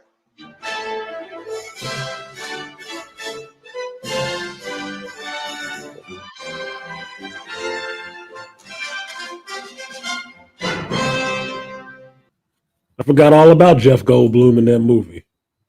And you know why it was a good movie for back in the 80s? Mm-hmm. Lawrence Kasdan. Yeah. They had that British actor in it too. Forgot his name. But yeah, 1985, y'all. If y'all wasn't alive back then, that was 1985. That was a good movie. That was actually, for 1985, that was a star-studded cast and a lot of people who were on their way up in Hollywood. That was young Kevin Costner playing his first cowboy movie. And he did cowboy movies ever since. Ever since. He loved doing cowboy movies. That just made me feel like a man. I don't know why I got a beret on and drinking a beer and a jacket, but that just made me feel like a man just watching that. Well, Thank you. That line, I forgot that line that Brian Dennehy delivered to Danny Glover before he was Mr. He said, "We're gonna give you a fair trial, followed by a first-class hanging." What? If the trial's fair, why do I need the hanging? That was something else. They did Danny Glover family dirty. Yep. And that one. They did his family dirty as shit. but he got his revenge. It was damn near like the Magnificent Seven, except they wasn't coming to save anybody. They weren't coming there because the townsfolk asked them to come do it. They all had legit beef with that sheriff and what the people was doing. Put his ass down. Yeah, Put his ass down. yeah. Brian I might Dennehy. watch that tonight. Yeah, that's what I was thinking. I was like, I might have to check that out again. Oh Lord. Just for nostalgia sake, boy. Just You to understand have some something, fun BT? with it. Those are good movies, man. That's a good flick. That's a perfect flick for a good Sunday night. Yeah, that's a Sunday movie. That's a Sunday binge movie. That's why I always when I classify movies, I can tell you guys sometimes which one is good for a Sunday night watch. I'll tell you that sometimes. Like it's good for a Sunday. Because that's all it is. Some movies are just good for that. They're just perfect for that. A good old movie like that you can slip into, and it's not actually hella old. It's from the 80s. If you weren't born until the 90s, it's old as shit to you. But to me, 85, I think I was damn near 10, 12 years old. That ain't really that old, I guess. But you know what I like though? You have Danny Glover, you have Scott Glenn, you have what's the name, Klein, and Kevin Klein, and you have Kevin Couch. You have these four guys, right? Now we know they're great, huge stars. These men are in the late 60s, 70s, right? Mm-hmm. But when you put them back then, 85, they've been in the business, but it didn't have that breakout yet. They didn't have that breakout. And this was, and even the same thing, Brian Dennehy and Jeff Goldblum. Because remember, all right, and even Rosanna, this is a young Rosanna Arquette too, that's in there. Yep. Now you got to figure, 85, after that, these people started doing great movies. 86, Jeff Goldblum does The Fly. Yes. Classic movie. 87, well, in that same year, 85, Danny Glover goes and does Witness, and he does Color Purple. Witness and Color Purple. Witness with Harrison Ford. Then 2 years later, he does Lethal Weapon. Then Lethal Weapon blew his career. That's when he soars. Color Purple kind of blew him up, but Lethal Weapon was something different. That's where he can get his action movie. Now, Robert Klein, the year before, he had success with what was that movie with him? Glenn Close. It was like a 30-something movie for people. Indian Summer. No, not Indian Summer. Oh God. The Big Chill. There you go. And the other Indian Summer was in the 90s. Was supposed to be like The Big Chill. Exactly. That movie was a big push for the up and coming who were the hot late 20s, early something actors. Mm-hmm. Like I said, Glenn Close was in that. She was known, but that helped put her in there. And also you gotta remember 85, 86, she does Jagged Edge, and she does Fatal Attraction, which soars her into stardom. Blew her career up. Yep. And some other little touchy-feely shit that she did that really, cemented her. But she did a lot of good movies. But that movie, it was a feel-good Western, and it was on the Hollywood kishy Western. But this thing was that these four actors worked well together. Mm-hmm. And they had that chemistry, which you liked. And the villain was good too. This wasn't like, all right, Young Guns was okay, but it wasn't like, oh wow. Because Young Guns was Westerns for 20-something or teens and 20-year-olds. That's what it was. That's why everybody in there was pretty much young and in their 20s and stuff. You watch Silverado, every actor that's in that movie, they're not in their 20s, they're like 30s or so, right? So all of those, except for Kevin Costner's character, he's supposed to be the youngest one. They're all established grown men.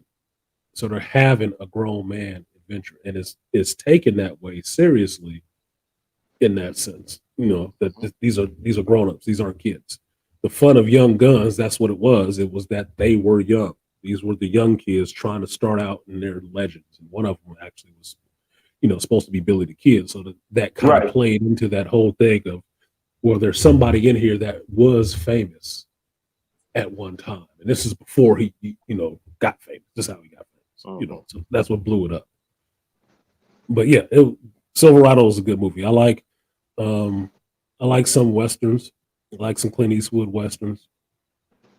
But Silverado, Young Guns 2, a bunch of other stuff like that really gets me. And watching that trailer for Silverado reminded me of the English, because the English has that same feel, that same, when they have a shot and it's a wide open shot, you can see they are out, in the open range doing this shit. They built a set out there on the prairie or something like that to film this shit. It's not in a studio. It's not on a sound stage. There's no green screens ringing the shit. It's a real set. It's a real place. It's real dust floating around and shit.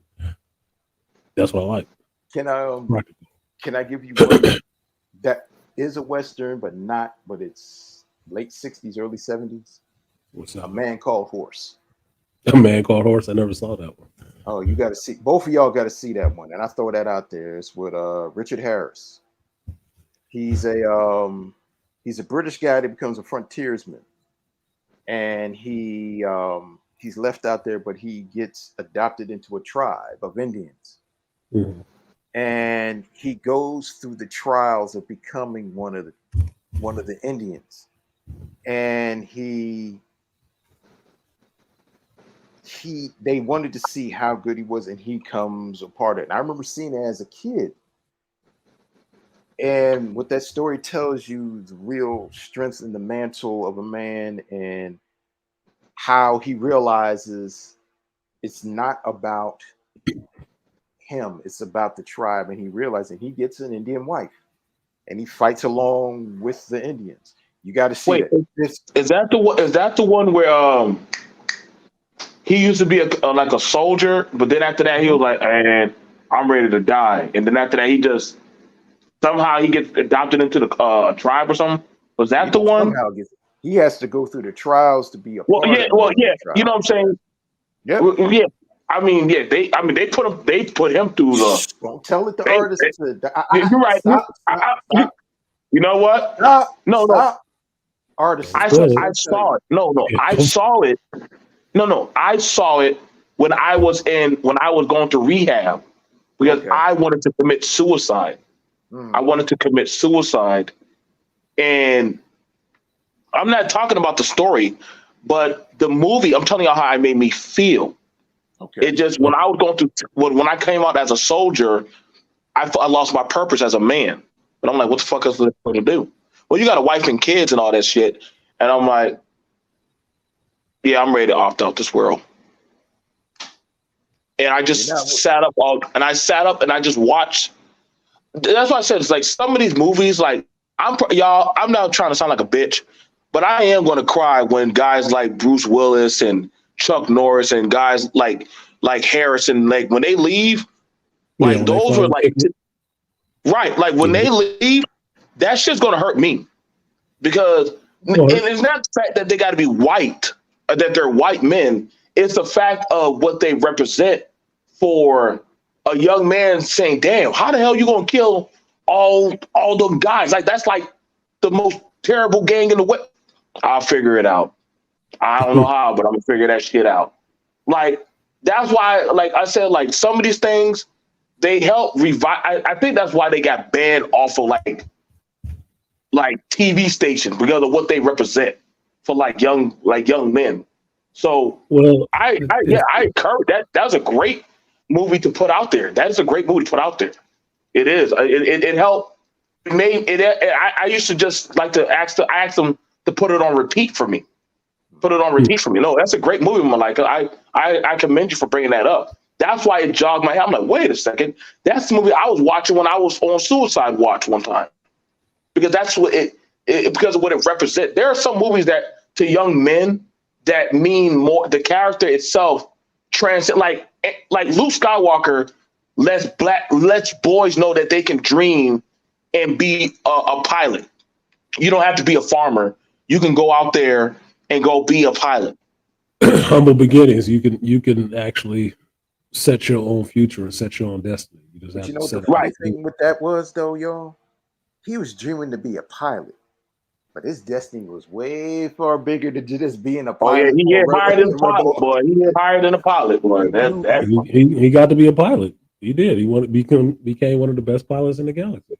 But also he became Also a Jedi though. Jedi master He also too. became a Jedi master over time. But so you can follow your own path. Mhm. That's what it is. Let me play for you guys real quick. This is something else to get me demonetized. But this is the trailer. no, Partisan, no, bro. God damn. Oh, man, Let's get you some more. on this trailer release on this stream.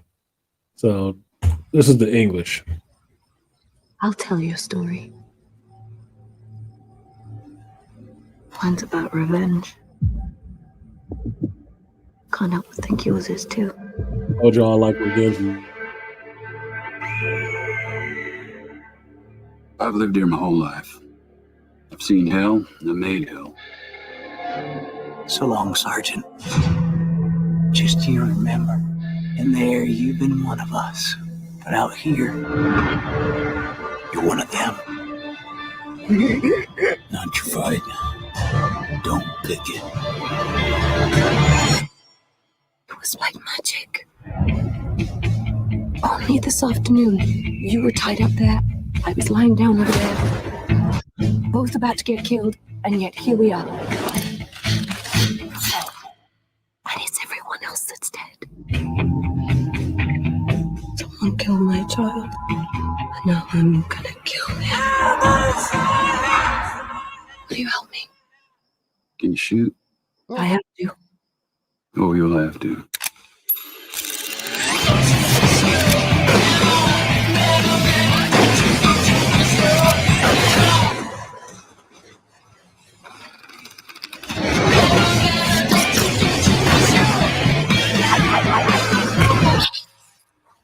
Not quite the woman I expected. You're everything I'd expect of a man.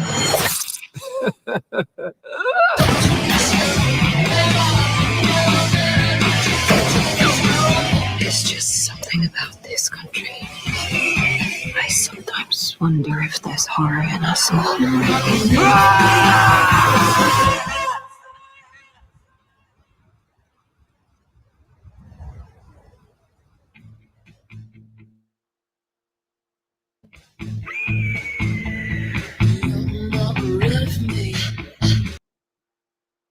All right, now I gotta see it, man. How many episodes so far? 6-8 episodes of that. All right, because this ain't the Emily Blunt that we used to. I'm like, all right, baby. No, that shit get gritty, dude. It's some harsh shit happening there. Emily Blunt, that character turned into a beast. That character that's in there, she turned into a beast, nigga. Like she have to get it in. When he tell her, can you shoot? If I have to, oh, you have to. He is not bullshitting. She has to. She got to get it in. And you know what I like? There is no damsel in distress happening all the time. What up, cuz? You got another action hero, and he's Indian. About time. Yeah, that character, Eli Whip. That character, I love that character. I love that character for the first episode. He ain't about no bullshit. He's really not about bullshit. He has a lot of emotional layers to him, and you get it going through the story. But hey, you feel something for that motherfucker. You feel his pain because he is a Pawnee Indian, and he fought in the Revolutionary War. He killed other Indians. He killed other Native Americans, and he was fighting with the white boys, but then they didn't like his ass either. But the other Indians didn't like him because he was fighting against other Native Americans, and they're like, "Why'd you do it?" He said, "They fought my enemies, enemy of my enemy." So he was killing other tribes he didn't like anyway. Like, wow. And he is efficient. He is proficient and efficient at doing that. It's some shit. It's some shit. And it's some haggard. Oh my God, it's some haggard looking people in there. I forgot all about the Black Widow that's in there when they were playing it and you saw the woman sitting in all black and stuff like that. That part of the story that was getting closer to the end of the story. That shit took a turn. It was like, oh my God, really? I have not. Ooh. I have a suggestion. Ooh, Or shit. I have a question to ask. Mhm. I'm off for the next 2 days. I'm gonna try to catch up and watch them. Yeah, you should watch those. Can we do a feature or talk about this Yeah, we can in review a it. few days to come? Do a nice review on this. Yeah, we can do a review on it because I know my boy Steven, the one who told me to watch it, his wife, and was telling me to watch it. Excuse me. And they had been bugging me for a couple of weeks to watch, and I finally sat down and watched it, and then finished it out while I was on call. And I love that. I love that series. It was short. I hope they do. They don't need to do a season 2 because it didn't really end in a way that you would want season 2. It ended perfect. Like they can leave it there. If It they was a did good a season, miniseries. I'd watch it, but they don't need to. It's good where it is. It's good where it is. And it's like it plays into a lot of early history and stuff like that. It Okay. does. And it's dealing with Native Americans and whatnot. So it's like, yeah, that was good. Emily Blunt got it in too. I like Emily Blunt. I liked her before this, but this is actually it was a good role for her. She was getting it in. And I'll just say this: there's one character in there that I like. I don't know who that actor is. I'm gonna find out his name. That fucking character is something else. Okay. That character, the person she's going after, it's a slow build. It's not a lot of action all the time because it's all character development stuff most of the time. And it's beautiful. You saw how they were shooting it. Like I said, it's like Silverado. It's all open. When they put the camera up, you seeing like 180 degrees. You seeing everything. They all out in the open, right? None of this is CG. It's all, practical, out in the elements. And this one character, he is. I'm like, who wrote this character? Who made him up? Outside of being written, what was probably written on paper, the guy playing the character is like, you are a piece of work, motherfucker. You are a piece of work. It is something so wrong with you. Is it the main antagonist or he's the antagonist? He ends up being the main antagonist. But the way they tell you the story, you'll get what's happening right now, and then you'll get some history. Gotcha. And then you'll get what's happening now, and then you get some more history. So it goes forward, but it'll jump back and feed you into some stuff. Okay. To clue you in to who this is. So it's like in Naruto, appreciate your BMT for coming through. And like Naruto, when you watch the anime, yes, they'll keep building up to the villain coming, then they'll pause. Then they'll give you the villain's backstory, like, oh goddamn. Now I feel for the dude. Now I understand why he's doing what he's doing. And then they'll continue with the main story, like that's good storytelling. Yeah, now I don't want him to lose, really. I really understand. Just talk to Naruto. Maybe he'll understand. He likes shit like that. Nope, you're gonna destroy your whole village. Yeah, but he really got a good reason why he's doing this shit. He just don't get it. If you talk to him, y'all won't have to funk that hard. You'll be friends. But the writer of Naruto, he was good for doing that shit. He would build these villains up. They terrible. I hate this motherfucker. Backward. God damn it. Now I like this. Now I like it. Fuck. Now I don't want him to lose. God damn it. You did it to me again, you motherfucker. So that's what it is. You'll see, and no, you won't like this character. You'll hate his ass more. But you'll see how this character gets to. He's like, okay, he is just not right at all. And then about how the story progressed, it was some deep, like you would need some therapy. And this is the early times where ain't a bunch of therapists running around to be dealing with some of this shit. Like, speaking of antagonists, and I don't mean to segue, but I know we were supposed to talk about Secret Invasion. Did you talk about that already? I got into it and then I had to leave for that call, so I haven't got back to talk about Secret Invasion. Yeah, but go ahead. You can jump into it. It's good. The Black British actor that's playing, I had my notes, man. I threw them away. Hold on, let me see if I still got him around. Thank God Malika took Yeah. these notes. Look at All you, right. too. Payne from Naruto was a great villain. Yes, Payne was a great villain. That was who I was thinking of. Payne and Nagato. That motherfucker was something else. That was something. Kingsley Ben Adair. Yeah. That's the Yeah, guy that Kingsley plays Ben-Adir. Gravik. Yeah, Grabba. Yep. He's a good and interesting antagonist. Subtle, very subtle. Um, I'm glad, like, because I was around. My mom was over, and she was watching it, Mhm. and she likes him because she saw him when he played Malcolm X. Right. And I said, "There's your boy." One night in Miami or whatever it Yeah, was. one Yeah, night that's in the boy. Miami. And she was watching and said, he knows she ain't up to shit. Talking about what's the name from Guy, Emily Clark's character. yeah. And Hmm. when he shot her, I was like, oh, okay. Yeah, I knew that Yeah, was coming. he bucked her ass. I'm like, Yeah. that better have been somebody else standing in for her. Because I thought she was gonna be in this show longer. But she didn't need to be around that long because it was like, all right, and you only got what 3 or 4 more shows left. Yeah, but she fucked up. I mean, this is spoiler territory for y'all. If you watch Secret Invasion episode 3 or not, my schedule's just been messed up, so I haven't been able to do the episodic reviews of this. I might have to go back and do it or something. I don't know. But she was already nervous.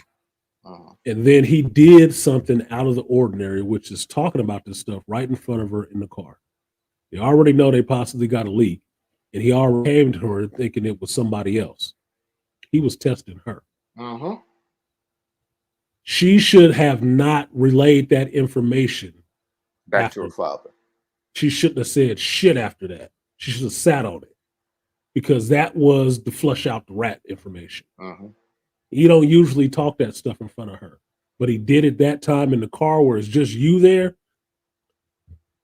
In the case of plausible deniability, if you want that at all, you don't relay that information. You don't relay shit about that information because that's gonna get you fucked up. That is the flush out the rat.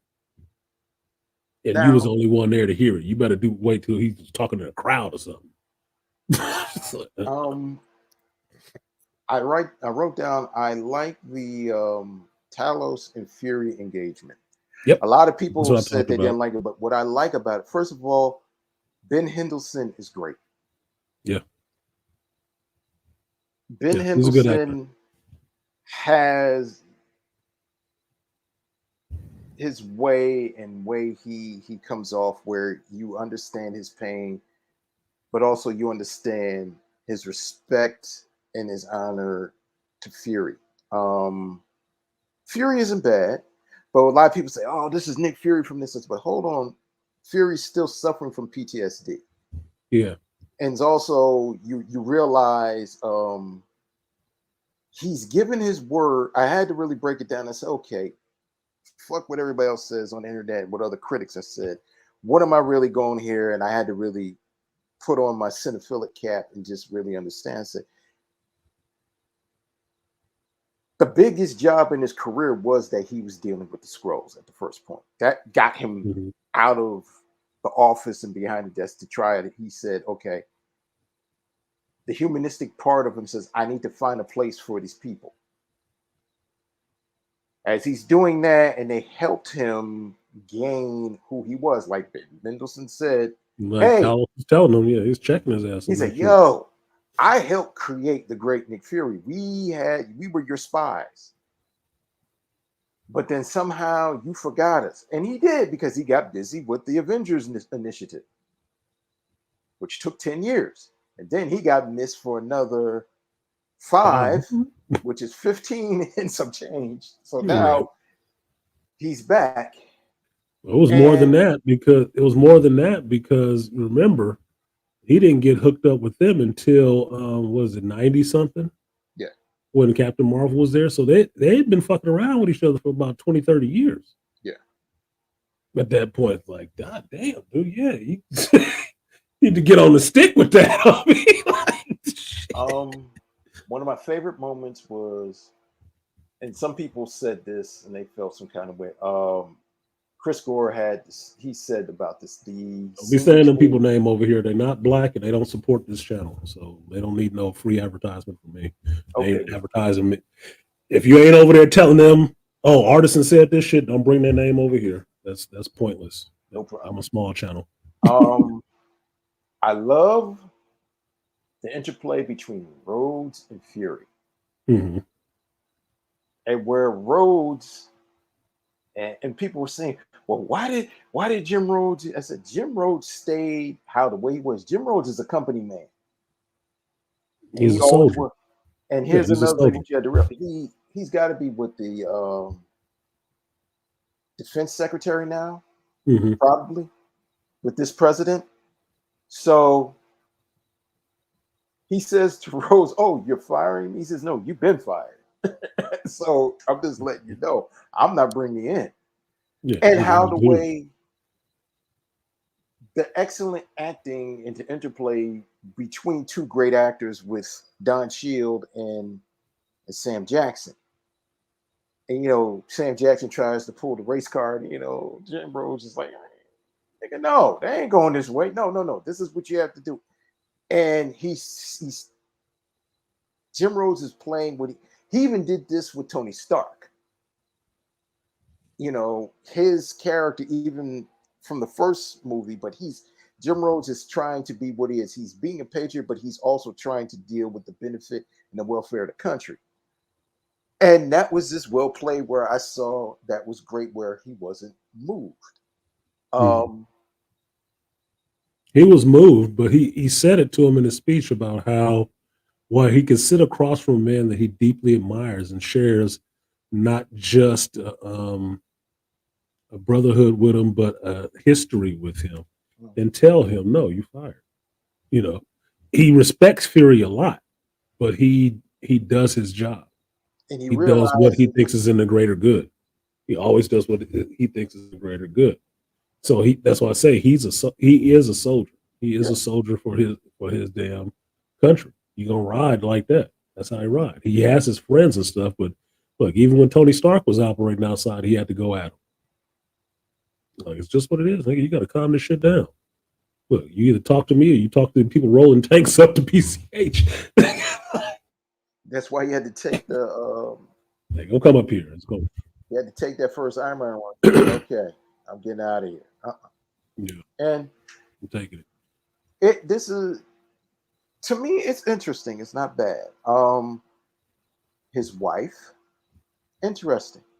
it. Yeah, that was a complicated little setup right there. Very 'Cause interesting.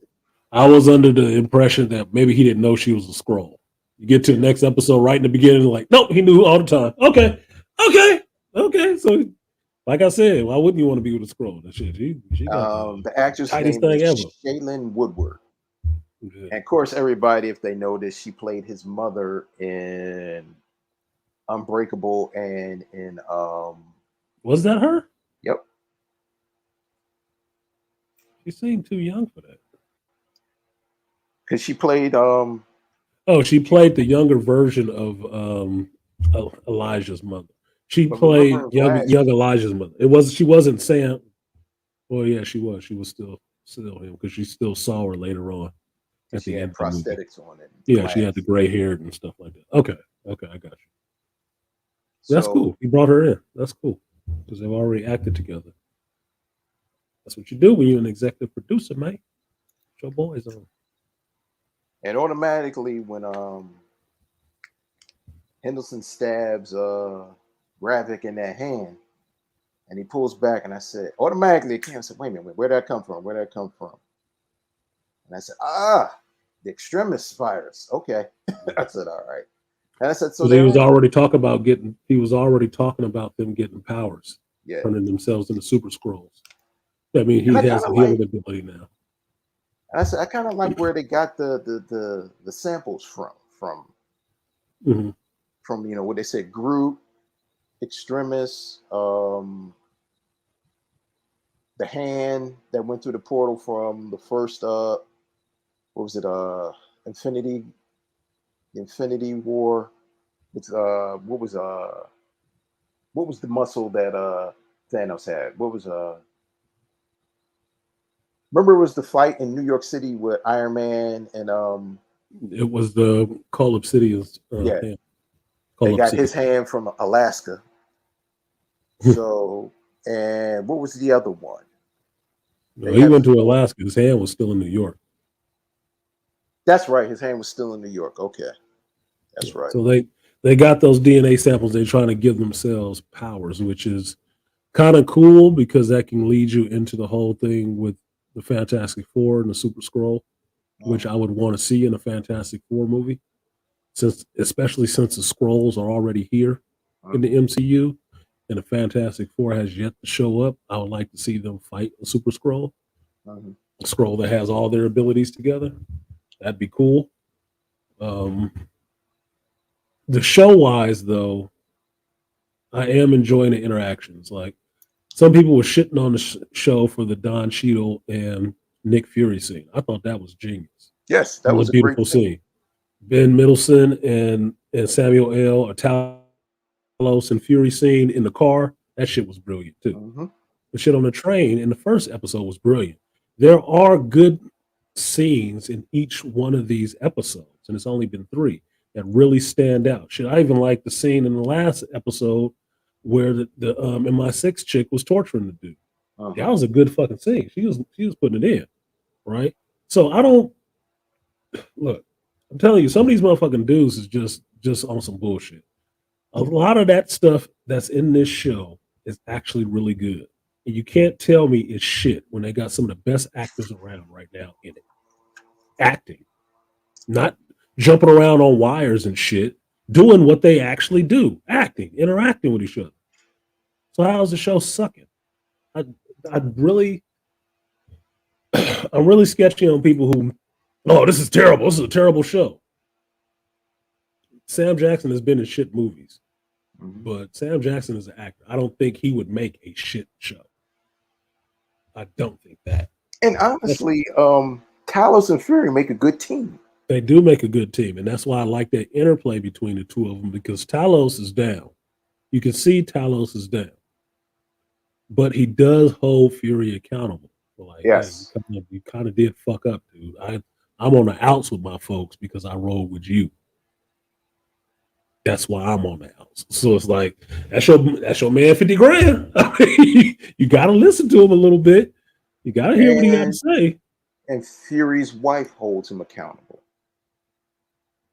And when she said to him, she said, you were never home. And she says it like how the way a wife would say. She said she respects him for what he did and what he's done. But she says, every time you would stay, I know you would leave. I didn't say anything. And I'm paraphrasing. Right. And that was fine. But then when the blip happened, I didn't know what to think. If you were dead, I thought you were dead. I would never see you again. But then you come back, but then you don't come back. And for 3 years, you go up in space. And now you come back here. Like you never came back. Yeah, and Sam just kind of had to be quiet and he had to hold his head down. And that's what this episode was good for, is that you're seeing how people that are really close to Fury interact with him and how his disappearances actually affect him. It even affected Talos. Yeah. That's why he was running around as Nick Fury for a while, because Fury was gone. Right. So you see that there is a fallout from being this super spy, this super clandestine dude. There is some fallout from that. There is some personal stakes that you sacrifice, and things that you sacrifice in that. And what you get in this episode, you get people calling him on that shit. You do. And what you have, which is one of the scenes I love, is that you see Fury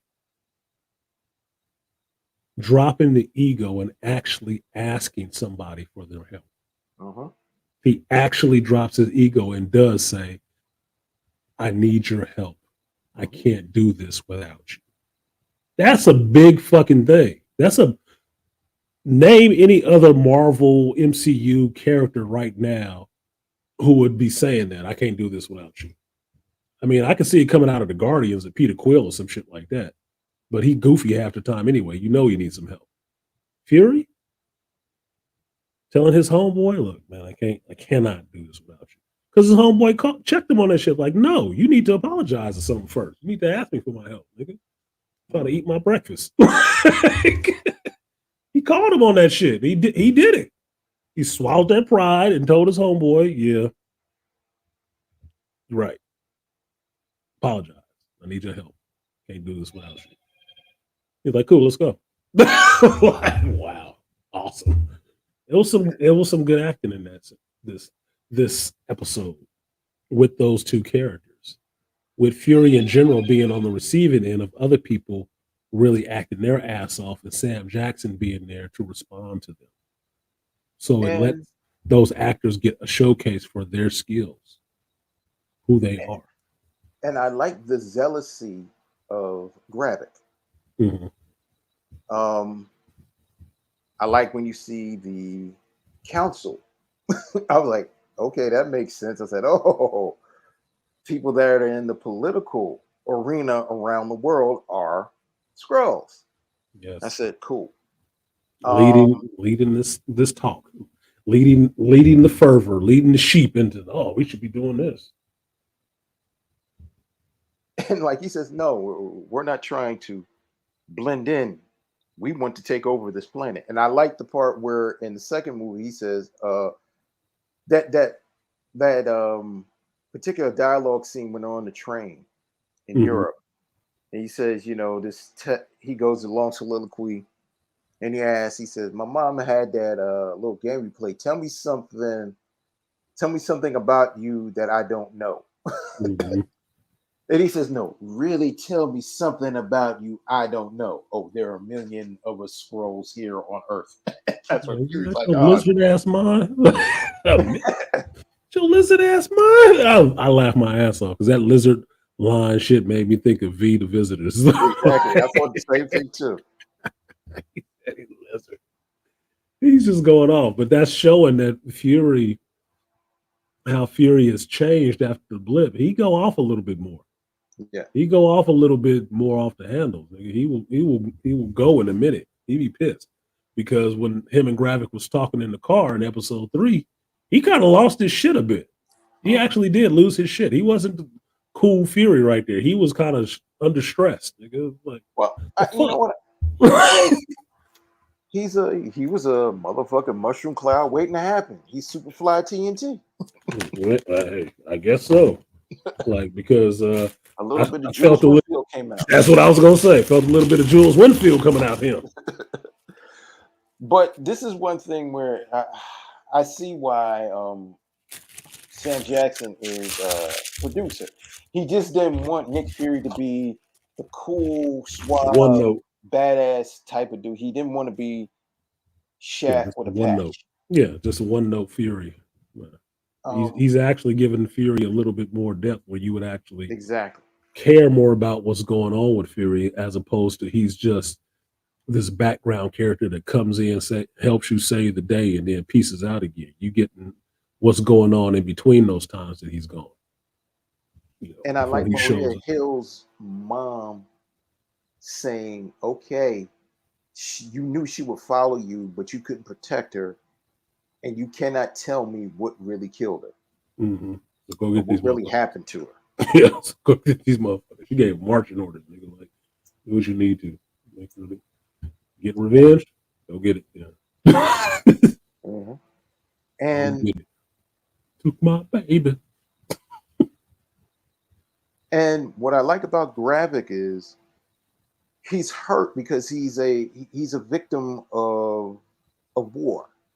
Mm-hmm. And he lost his parents. But then also he feels that Fury lied to him. And I want to see this interplay with them where I hope Fury's going to feel like, yeah, I lied to you, Gravik, or I didn't lie, but I didn't protect you or make a promise. He just disappeared. He just disappeared. He didn't fulfill the promise. That's basically what it is. I let you down. because Gravik is a child soldier, Yes. and But at the same time, he's those still kind a of little child. ticking time bombs, you can't be letting down, motherfucker. They will go off. But it's They still will. at the same time, he's a child. And for him, he let his guard down to an adult that's foreign to him. And he said, hey, I got you, but then you realize, okay, you didn't. Now he gives enough respect to, because remember they met at the neutral place at the museum, Mm-hmm. and Gravik automatically comes in and he says to him, you call yourself a soldier. How could you give up your place to be with one of them?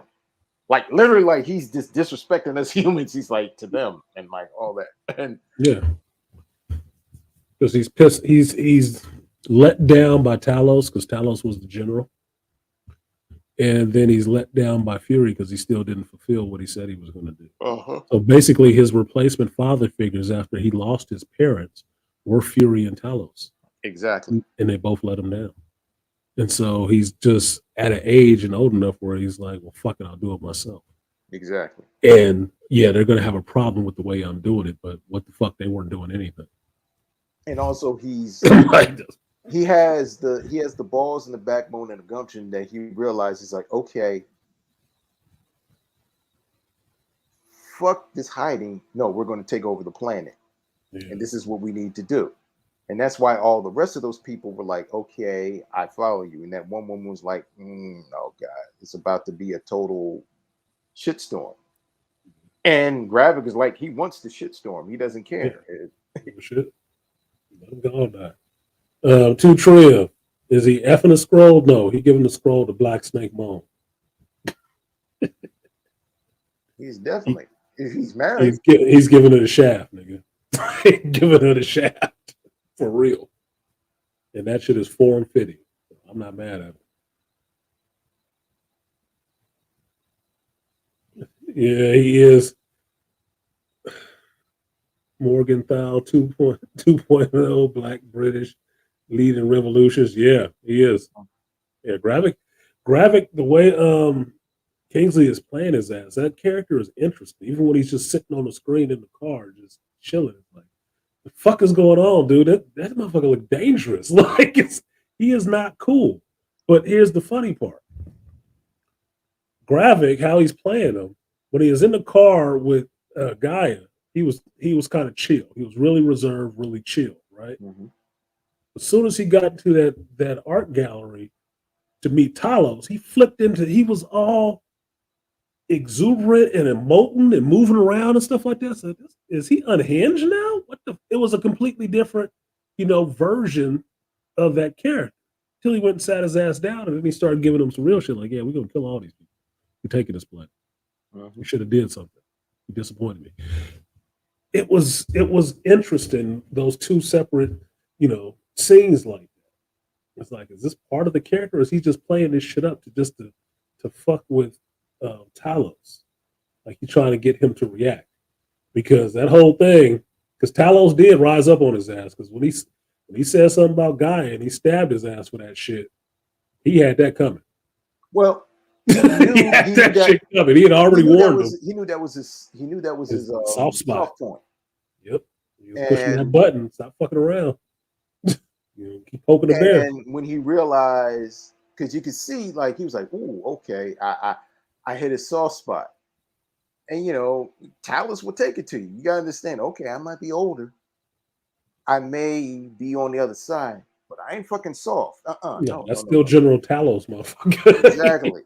He might not want to fight as much anymore, but he's still done all that other shit. He's still done it already. When he finds I'm interested to see when he finds that she's dead, or he can lose his ass. It's gonna be an issue.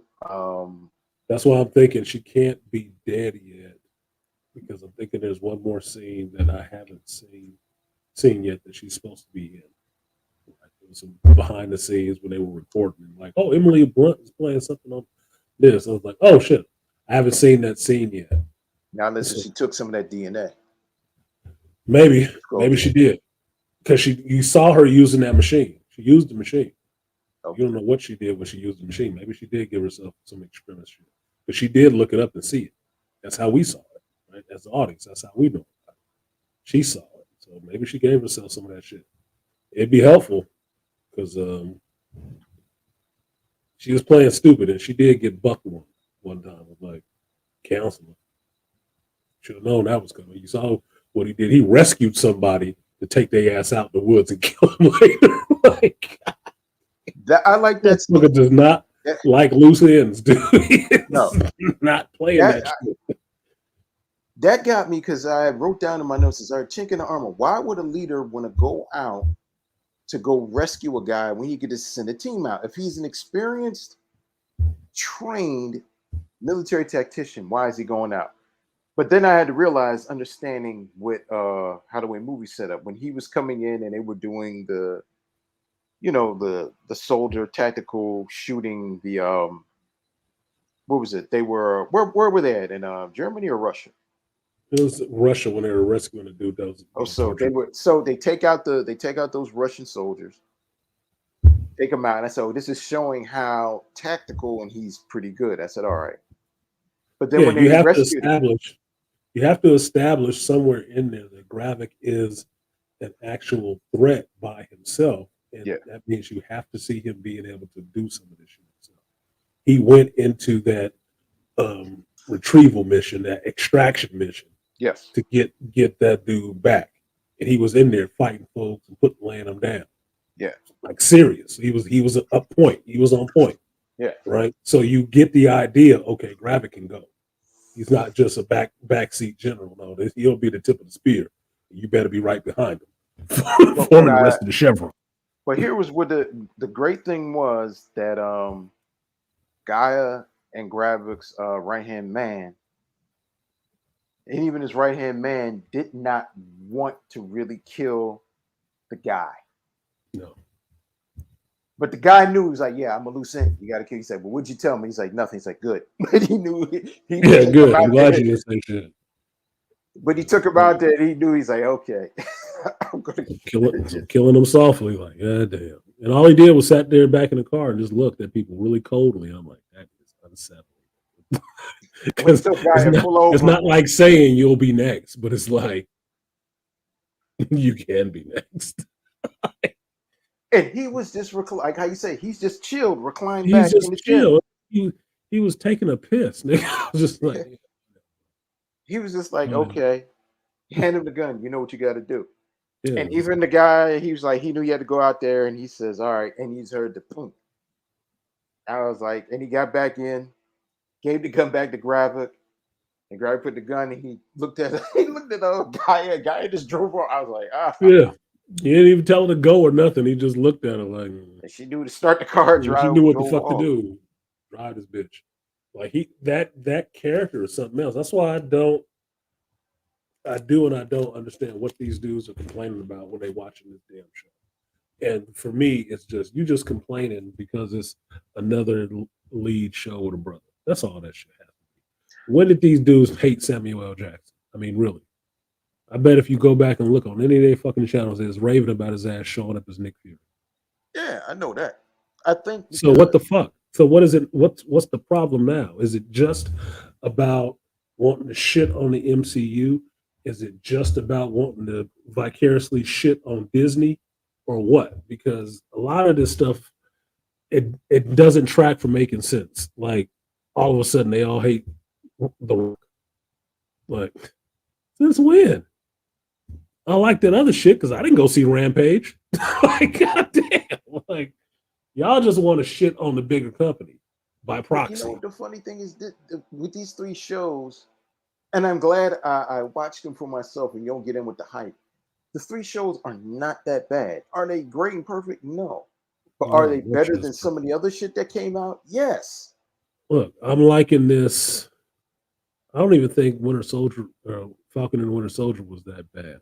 I didn't like the villain too much, but I didn't think the show was bad because I was really into what was going on with John Walker, and then I was really into what was going on with Sam Wilson trying to earn and get himself comfortable with being that role of being Captain America. that he really had to step into it over the course of the season. It just wasn't, hey, we went to the first episode, here's your new costume, here's the shield, now figure it the fuck out. No, that's not what it was. He had to actually want to take that from people who actually were representing it badly. He had to actually step up and do that shit. And I give him some credit for wanting to fight motherfuckers with no super soldier serum that had serum. You better use that shield, nigga. Use a dumbass for that. I might have taken that. I might have taken that jab. Sorry. I'll be out here. I ain't gonna be out here just getting thrown all over the fucking place. Fuck that. No. Hey, but Bucky had to give the shield back to him. He said, like, here, don't forget it. Don't lose it again. Yeah, I was like, there you go. Don't get this shit back for you again, okay? But it's go ahead. What I like for me is where, you know, like how you said, he's not the bad motherfucker Sam Jackson that we see in every movie. He's still the bad motherfucker, but okay, there's more layers deeper than that. And when you see this guy Talos, a guy from his past, like, you know, it's like you and I, if we were like real buddies, but then you're like, look, motherfucker, I know who you really are. Mm-hmm. You know, it was kind of like it was an interview with Morris Day, and somebody said, well, what do you think about Prince now? And he said, he's the same dude I know him. He just got his name on a lot of shit around this place. But that's Morris Day. I mean, but they know him from coming up way back in the day. Exactly. Like, this is homeboy and created a lot of stuff together. Like, this. He said, I know this. He said, I know this nigga when this nigga wasn't nothing. I'm not saying he's Wasn't taking Prince. anything from him, but no, he's not. It's just like my Talos is not relationship taking with him that is from him, different. but it's like, no, dude, you act like you Nick Fury. Yeah. No, Well, I remember look, that was the Nino and G Money scene. That's what it was. Yeah. But Talos in this sense, G Money was right. You didn't build this shit by yourself. Like you want to tell us to say, am I my brother's keeper? No shit. Like, am I not my brother's keeper?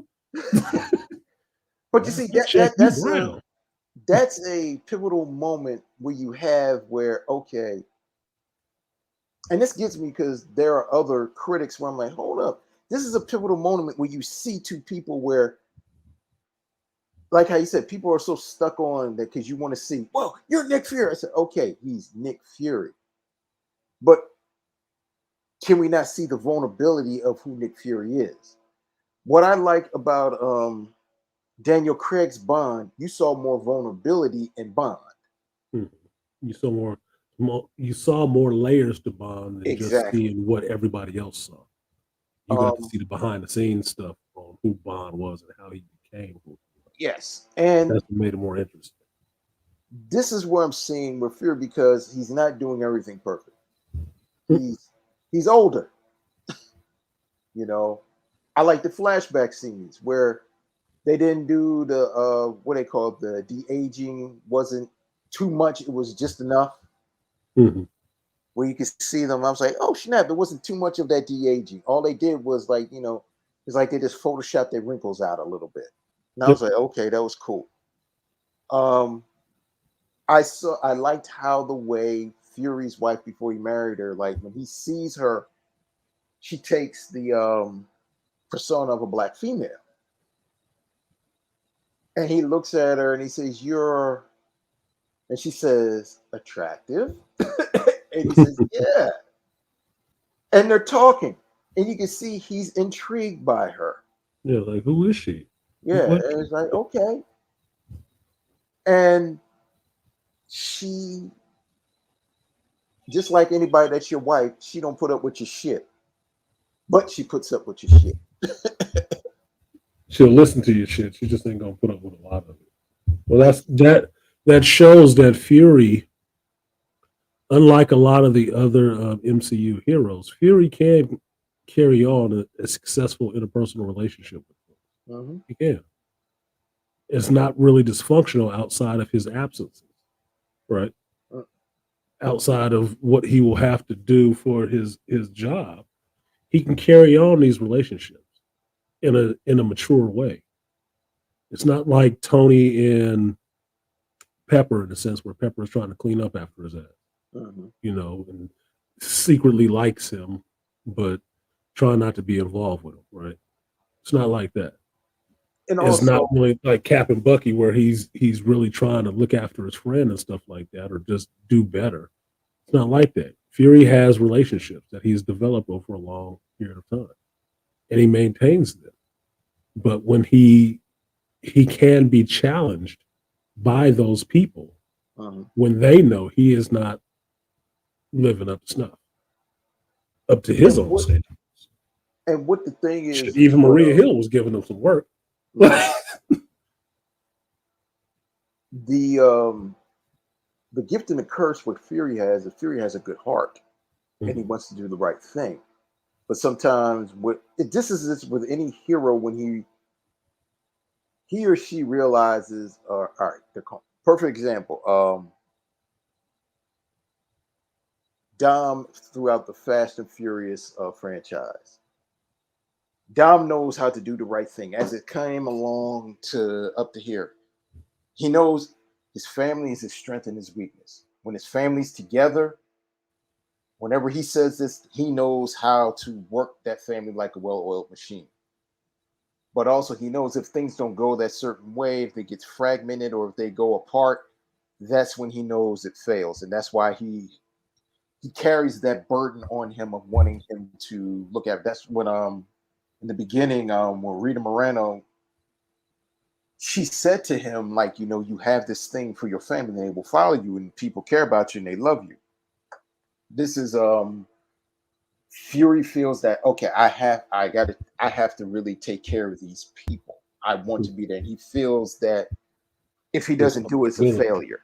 Yeah, he feels that responsibility to him because he's given them his word that he would do a certain thing.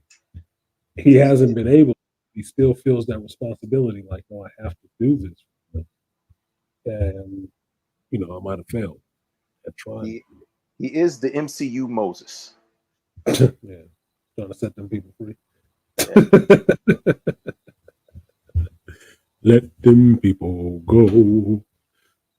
Yeah, And but no, I'm liking the show. yeah, I should just say that just flat out. I'm liking the show. I'm not thinking the show is terrible. I'm not getting upset that it's not enough action or anything like that in the show. I'm liking the performances that I'm seeing. And that's why I'm really tuning out the critics about what they're not liking. I mean, I'm hearing what they're saying and what they're trying to point out if they're actually pointing out anything. But I'm seeing something different. What I'm yes. seeing, I'm actually liking. And that's why I What wanted I'm to seeing, have the talk with you. yeah, because That's why I I'm not wanted to have seeing. this critique. You may have your valid criticism of the show. I'm not seeing that. What I'm seeing is some really good acting, some really good character acting And I like the that it could story. have been on the screen. And I like the story premise. Yes, it's another terrorist. I don't like that part, but the fuck, dude, I'm not making these shit. I'm just watching them. So But you okay, know we what the got funny another thing terrorist is? group. But here's the funny thing.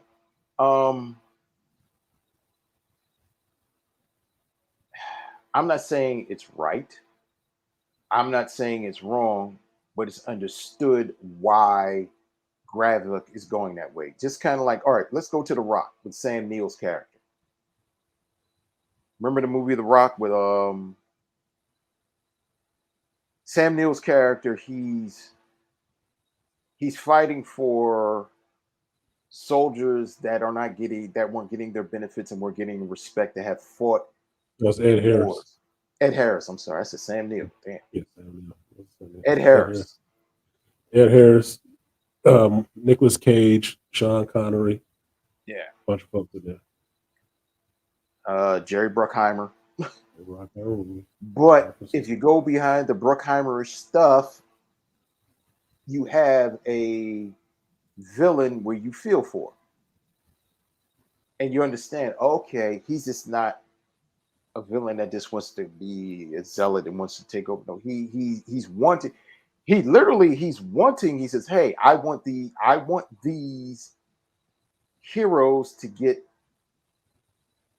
and their families to get their full pay. They get recognition, to be respected because they gave their life on the line. They were patriots, and it was understandable." And you kind of understand why he goes off that deep end in his jealousy. Same thing with Gravik. This is understandable. Like I said, some of the best villains that you like are the ones that are not the snidely whiplash twirling their mustache like, ha ha, I'll get you, Pearl Peely Heart. I mean, there are these guys that there is a cause where they're not actually villainous. They're not like, Kang, like Yeah, you can relate to why they're doing what they're doing. That Thanos. yeah, that draws you in a lot more and makes that villain rise rise a bit for their own motivations. If their motivations are coming from a place where they could have been a hero, Yeah. just didn't go the way it went, they would have been a hero. But because things went the way they went, they became that villain.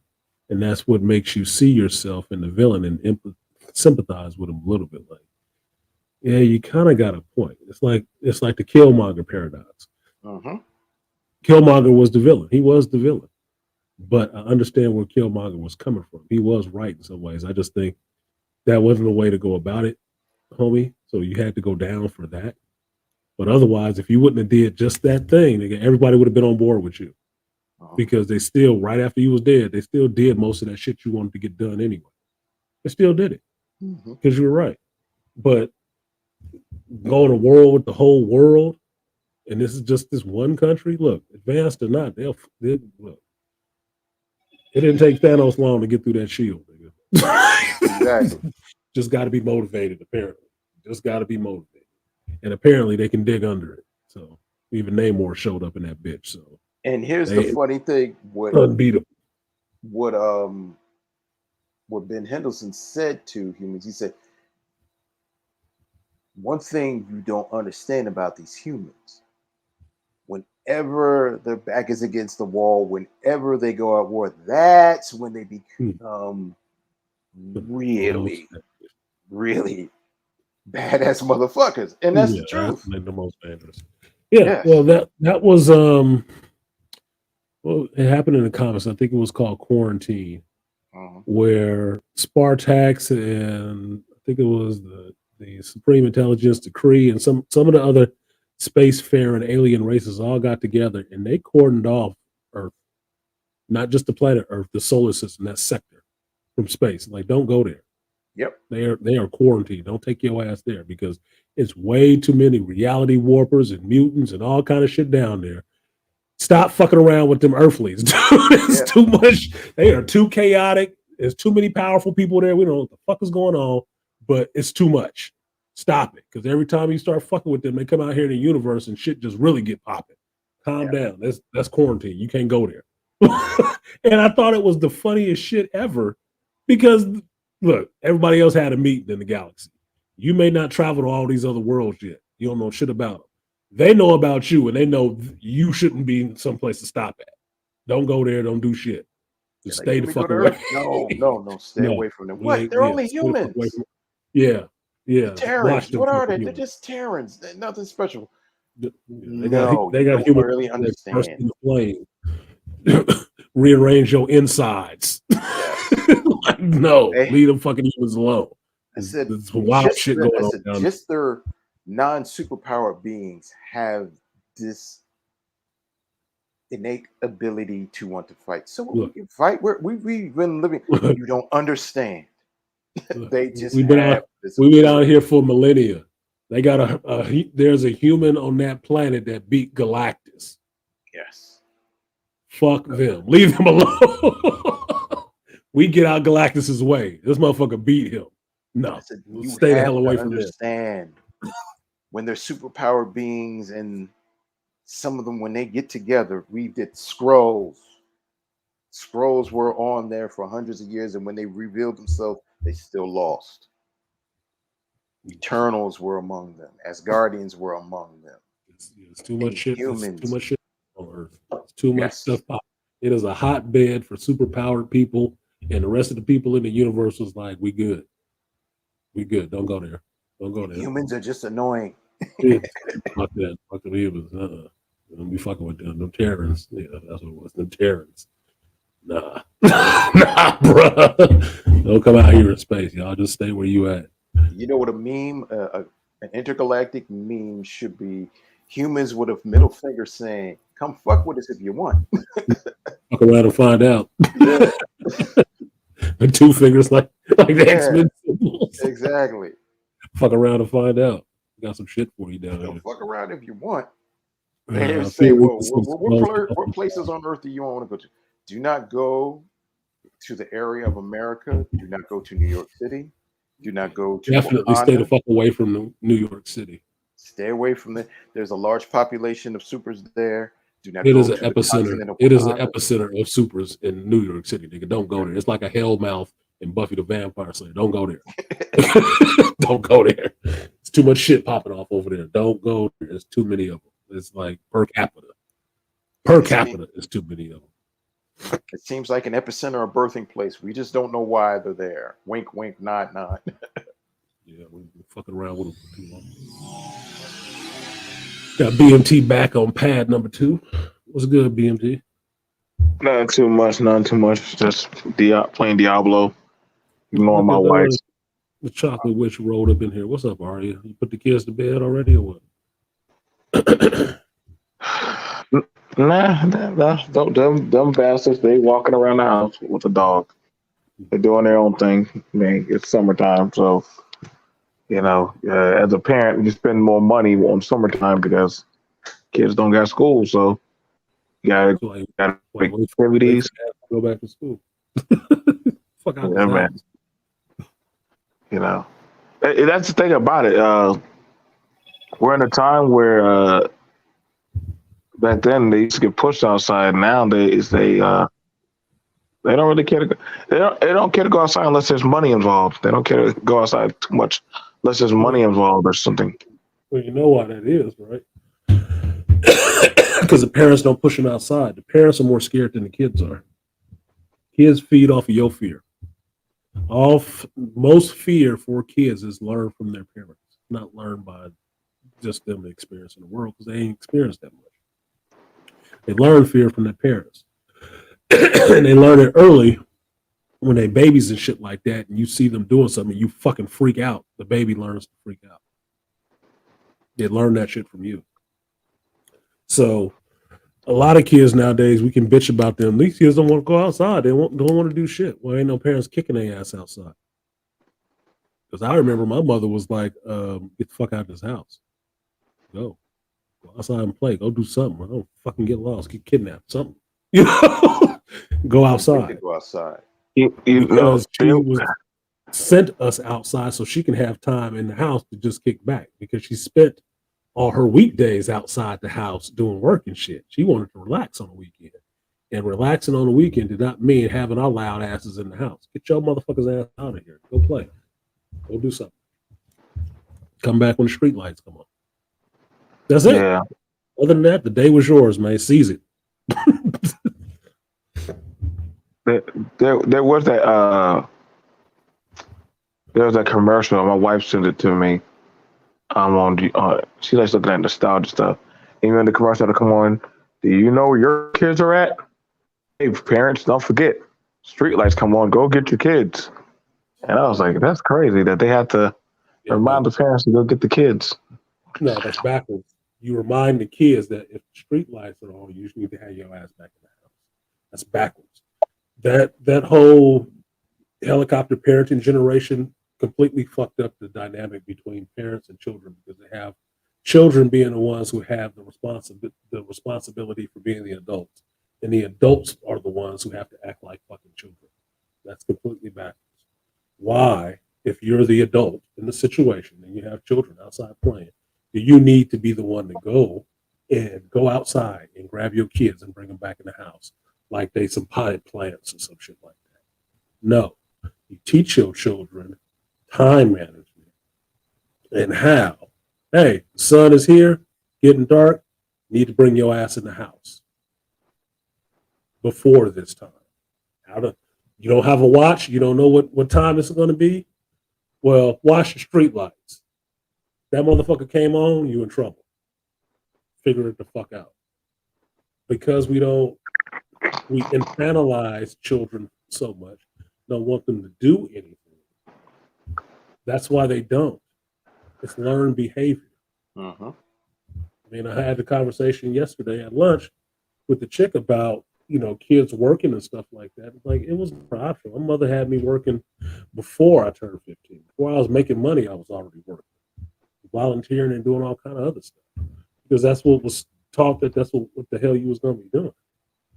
You got to get out there and get it. It's not, well, I don't really want this, and I had to do this, and I want it to be easier. And I was like, well, see, that's the problem. That's the misstep.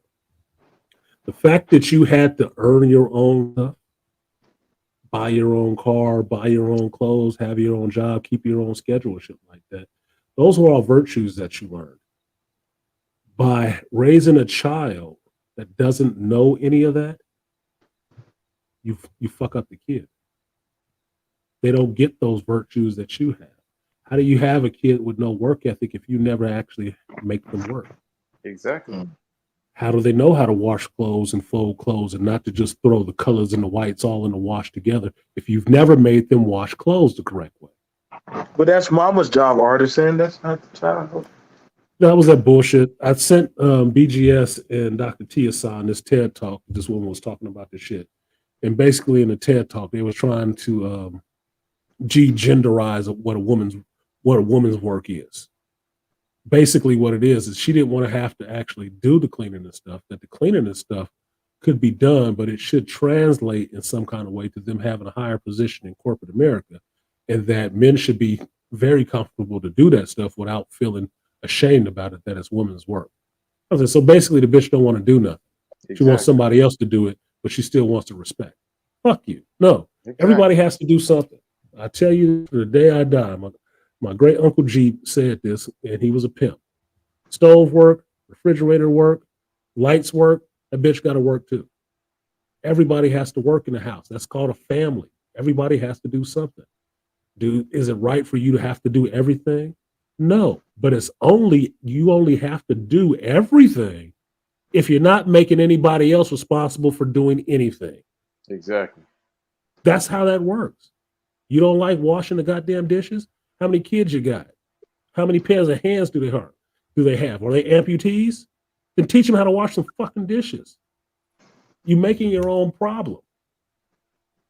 That's what kids are there for. They're there for you to teach them how to function in this world like adults. That's your fucking job.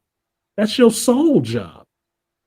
If they spend 18 years with you and then they get out in the world, they don't know how to wash their ass. They don't know how to wash clothes. They don't know how to work. They have no work ethic. They can't tell time. They can't know a direction. They don't know how to be out in the world by themselves. You have fucking failed. Yep. You failed. You wasted 18 years.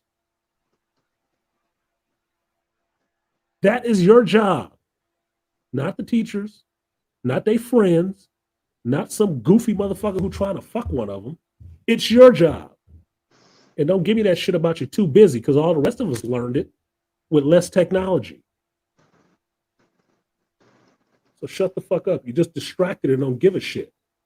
You want somebody else to teach you. And that's the key. And nobody else will. You're distracted and you just don't give a shit. Yeah. I know a pair of kids right now who just watching TV all day. Some of the dumbest shit. And this is kids programming. It's some of the most attention-addled, goofy-ass shit I've ever heard. And I was like, if I was a kid watching this, I would not be watching this shit. I'd just be tearing up the fucking house. Because this shit is maddening. It has to lower IQ points. It has to. It just has to. This can't be kids' television. Like, no, the TV's on. Just watch that. No. Why don't you interact with this motherfucker? Jesus Christ. 2 babies. That's why the Teletubbies was so prolific. That's all they're going to be. Baby, talking that gibberish shit. You know, I was watching one of my friends. He has a young wife, and he came back from fishing, and She's like, so we're gonna throw the fish. Y'all gonna throw the fish back in the water? He was like, hell no. I'm gonna take them and I'm gonna sit them down like like my grandma used to do, and I'm gonna show them how to scale it with a fork. And she was like, why are you gonna make our kids do that and deal with the blood and the guts and everything? Yes. And I was quiet. Sometimes you have to sit back and shut up and let things play out. You gotta let things play out. Sometimes. You got to. You know what? You got to. Sometimes you got to learn how to be like the watcher, and just watch it. No matter how it plays out, you got to let it play out. And so I just shut my ass up, and I just let the conversation play out. And he was like, "Wait, no, I told the boys, they're gonna learn how to scale the fish. Well, look at he's scared to touch the fish. That's okay. He got to learn. He caught his fish. Now he's gonna learn how to gut it. You know what she did? She took the bucket of fish and threw it in the water. Oh. And he was like, "Wait, why did you do that? You're not about to scare our babies, and you're not going to do this. You know what? I'm going to the store. Fucking babies. They're not fucking babies. The boys. The funny thing about it, the boys were 9 and 14. Not fucking babies. That's not their babies. Toddlers. That's their not babies, elementary Artisan. school kids. That's their babies, Artisan. That's their babies. When we talk about the shit that's wrong with the community, this is some of that shit. This is the problem. This is manhood and man lessons, masculinity being stomped on and overpowered by sensitive ass feeling shit. That was fucking stupid. Now here, I give you that situation. Same situation, BMT. I wanted my kids to see some shit, right? We went, we got fish. We didn't go fishing. We got some fish from the store, and I got a whole fish, right? Got a whole fucking fish. Got an Asian market over here, right? That's really good. Got the whole fish. Came into the kitchen. It's fresh as fuck. Put it in the sink. Who's afraid? My daughter is afraid. Of course. What did I make both of them do? Bring Touch your it. ass in here. Touch it. I don't want to touch it. Touch the goddamn fish. You want to eat it, touch it. Because this is where it's coming from. Ooh, it feels such and such. Yeah.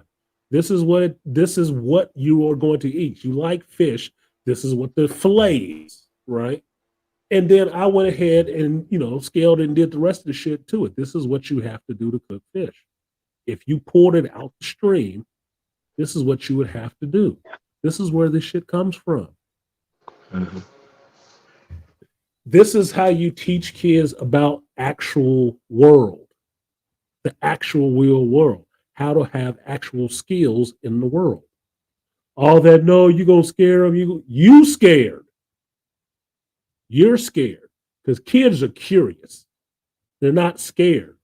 That's why there are parents there to keep them from getting in danger, because kids are always curious. Kids always want to know. It's scary ass adults who never want to know shit. And that's the problem. I don't like shit like that. I shouldn't say hate. I don't like scary motherfuckers. And the scariest people I tend to run into is women. That's why I always relate it to, if I see a scary ass dude, a female acting to me. Because you're not supposed to be that scary of everything. I can go out there and get hit by a car. You could die right here in front of me. You gonna move, or you gonna stand in that spot? In the world of possibilities, anything can happen. But the only thing that's actually gonna happen is the fuck you do right now. I don't like that irrational fucking fear shit. Them kids needed to learn that lesson. If the world went to shit tomorrow and they had to fish to survive, the motherfuckers would die. Because she threw the fish in the water. Thanks. You just made some 2 more people that ain't gonna be good for shit. Thanks. Appreciate that. We needed more of those. He asked me a question when when I took him to the seafood restaurant. He said, bro, why didn't you back me up? It wasn't my fight. That was your fight. It wasn't my fight. That was your fight to fight for your boys to clean that fish. I said, if I would have fought that fight, you would have lost your respect, your dignity as a man in the home. Yeah, but you lost your So respect because you didn't fight for your boys in front of your boys. there you go. See, that comes from us, being more older and seeing. I said, imagine. I said, you gonna call me every time that situation happened? Are you gonna call me to get on the phone and I need to talk to your wife? Dude, No. don't play like that. Well, But you're missing the lesson. Yeah, his home training is showing that you can't check your woman. That's your wife. She's supposed to follow your lead, not lead you. So basically, you the wife, she the husband, because she overruled you. Because best believe, when I did that little thing in the kitchen with my daughter and my son, her mother had a little bit something to say, but her mother did have a father, and our daughter did have her father too, right there in the house with her. And that's not what was going to happen. You're not going to feed this bullshit into my kids. Now, I was really staunch on that because I saw how it went down with my son and his mother. That undermining that father ability to be able to teach his children what he wants them to know, that was on deck from day one. And that's what I was fighting against the whole time. I was never fighting against not being there. I was fighting against being there because being there meant I had to have some say. And they didn't like that shit. No, don't do that. That's too hard on him. Shut up. No. You do what you're going to do. I'm doing what I'm going to do. Thank God we were in separate houses for that shit. Because I could actually raise him the way I wanted him to be raised while he was with me without having that arguing back and forth shit. Because that's not a discussion. To me, that's not a discussion. I'm not doing anything to hurt this motherfucker. You shouldn't be upset. And I don't care if we out in the backyard throwing hands with the gloves on or we just flat out wrestling. I'm throwing him on his goddamn back. That is my job. And I take that shit very seriously, just like doing anything else. I take it very seriously about the product that I turn out with my last name across it. He is your product. He is my product. He needs to be successful and viable in this world. That is my job. I don't think it's just playing dress up the whole time. Don't he look cute? I don't who gives a fuck. Is he capable? Is he capable? Is he smart? Is he intelligent? Does he have his own mind? Can And the I wanted motherfucker that survive? Thank you. And I wanted that for my son and my daughter. Not just one or the other. I wasn't picking and choosing. No, they both bear my name. They both need the same shit. That's your patent. That's your patent into the universe. I think that also happened. That like for me, it was that of y'all know how I am with firearms, and it's a big issue in the Black community. Firearms and swimming, firearms and swimming, firearms and swimming.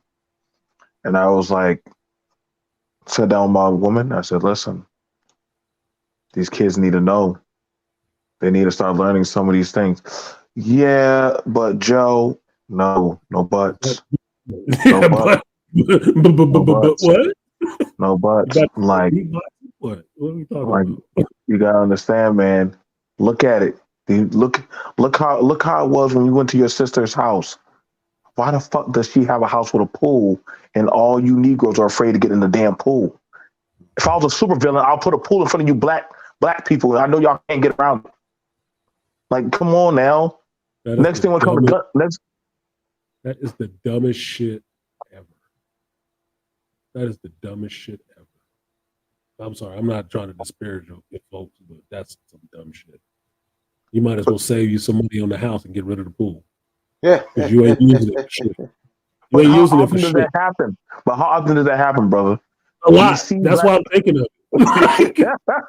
Like, I'm just saying, y'all better hope I don't become a supervillain. But I got ways. I know how I'm gonna get this community, man. I got ways. I know how to slow us down. Put a pool in front of the superheroes, man. Fuck. I would drown your ass. Be in the water before you knew it. That's And why I'd be sitting Wakanda there Forever your ass got through fucked that up. shit. Exactly. Niggas didn't know how to swim. Exactly. Why you think they the most advanced, highly technologically placed on the planet, but the black people just couldn't figure out swimming trunks, huh? They could not couldn't figure out a way to Ain't float that a these bitch? motherfuckers. Is, Couldn't Ain't that figure a out bitch? that buoyancy, huh? Couldn't figure out that buoyancy thing, huh? Damn. Just, I'm We figured out how to get in space, but we didn't figure out water yet. God damn. that's What- embarrassing. we knew how to take care of everything. We couldn't save our leader who already had the heart-shaped herb in his body, but somehow he dies of this quote unquote wink wink mysterious disease. And somehow a group of Latinos that have been around for millions of years, just like us, that have evolved and mutated, we just can't beat their ass because they can swim. Because they could swim. And one of their side effects is Oh shit! that Not even the Rio Grande. Look, I'm just not. I'm not one for black folks, specifically in this day and age where we're not in antebellum slavery and other shit like that. I'm not for black folks not being capable of doing a lot of shit. I'm just not for that. No excuse. No, there is no excuse. I remember talking to this chick. She lived in California her whole fucking life. Her whole fucking life. We in the Bay Area. We got the ocean. Like JT in here talking about. He got the ocean 5 minutes from him. 5 minutes, nigga, you at the ocean. There's no excuse for your ass not to know how to swim. It's predominantly good weather here, swimming pools and shit. Your ass need to know how to swim. That's just to save your own fucking life. Even if you know how to dog paddle or float on your back like a lump of shit, you need to know how to swim. It's absolutely pointless for me to go to somebody's house as a relative of mine, see they got a pool in their backyard, and every nigga in the house is scared of that shit. Yeah, that was the funny thing to me. I would show up with a backhoe and start filling that bitch in with dirt. No, fuck you. You wasted it. You're wasting it. Buy a cheaper house. Ignorant shit. Hold on, let me bring this Negro up in here. Look, that was it. And 3, what's good, Charles? And nothing but Cree Summers and Tracy True says hello. Oh, What's going on? She didn't send me those panties though. Here you go. Shut up. Shut up. Oh, man. BlurCon was fun. Awesome. How you doing? Chilling. Woo. Woo. Yeah, I gotta call you. I gotta call you, Panther. I've been trying to get in touch with your goddamn big ass. Yeah. Oh, it's funny because I was director of security for BlurCon, and Yep. Congratulations. Yeah, congrats. Sorry I missed it. Here's something that a lot of your inner cities could not do, but I've done it in 3 days. I gave 2 guys who had security experience, three to 4 guys who didn't. My best friend was my second in command, and we were so impressive that all of the vendors said, and even the I networked and got the agents of Cree and Rachel, and he said we will not come to BlurCon unless this guy and his team comes back to protect them. So you automatically got an in next year. Pretty much. You automatically got the call first. As a matter of fact, I even taught the young men. I said I'm gonna teach you leadership. At 10 o'clock, I'm officially off, even though I'm working. I'm still responsible. Any incident, you have to notify me immediately. And they had a missing child who a parent was concerned at BlurCon, and they found the child in 20 minutes. Nice. That's a good job. That's good. That's good leadership. Did they take the parent to the back and smack them up a little bit for losing their child for 20 minutes? Because he was a 15 trying to party with try to party with the grown folks. So. And I guess I became a BlurCon tradition. Like, people actually held my spot on the smoking bench just so I could use a speaker and play good music. Nice. And apparently Another person who's a con sponsor said, "Look, I got 35 cons a year that I sponsor, and their security is bullshit. We saw your guys and how they protected Rachel and Cree. We could keep you employed." I said, "Hey, I ain't afraid of no money." Yeah, that's it. You ain't doing nothing but talking. All you gotta do is contract me up. And You I, gonna when do I a showed sign him my credentials, he said, "God damn, you literally the nigga that got to be overqualified to actually qualify." too And so, qualified to not get it. Hey, so to make Holmes. a long story short, yes, it was a little. We dealt with all kinds of things. We saved a couple of people's lives from dehydration, heat casualties. Helped guys who took some storms out.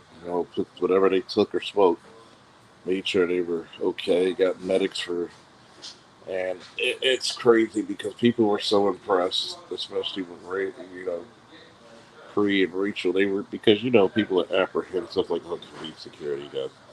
But when we actually formed up a detail to make sure they could get to and from You went out, Charles. say this, but I had to cancel the phone because when I taught the young men how to do a security detail, I said number one, excuse yourself to Miss Summer and Miss True, and they were like, no, just call me Cree and call me Rachel. I was like, okay. They became friendly. They enjoyed us.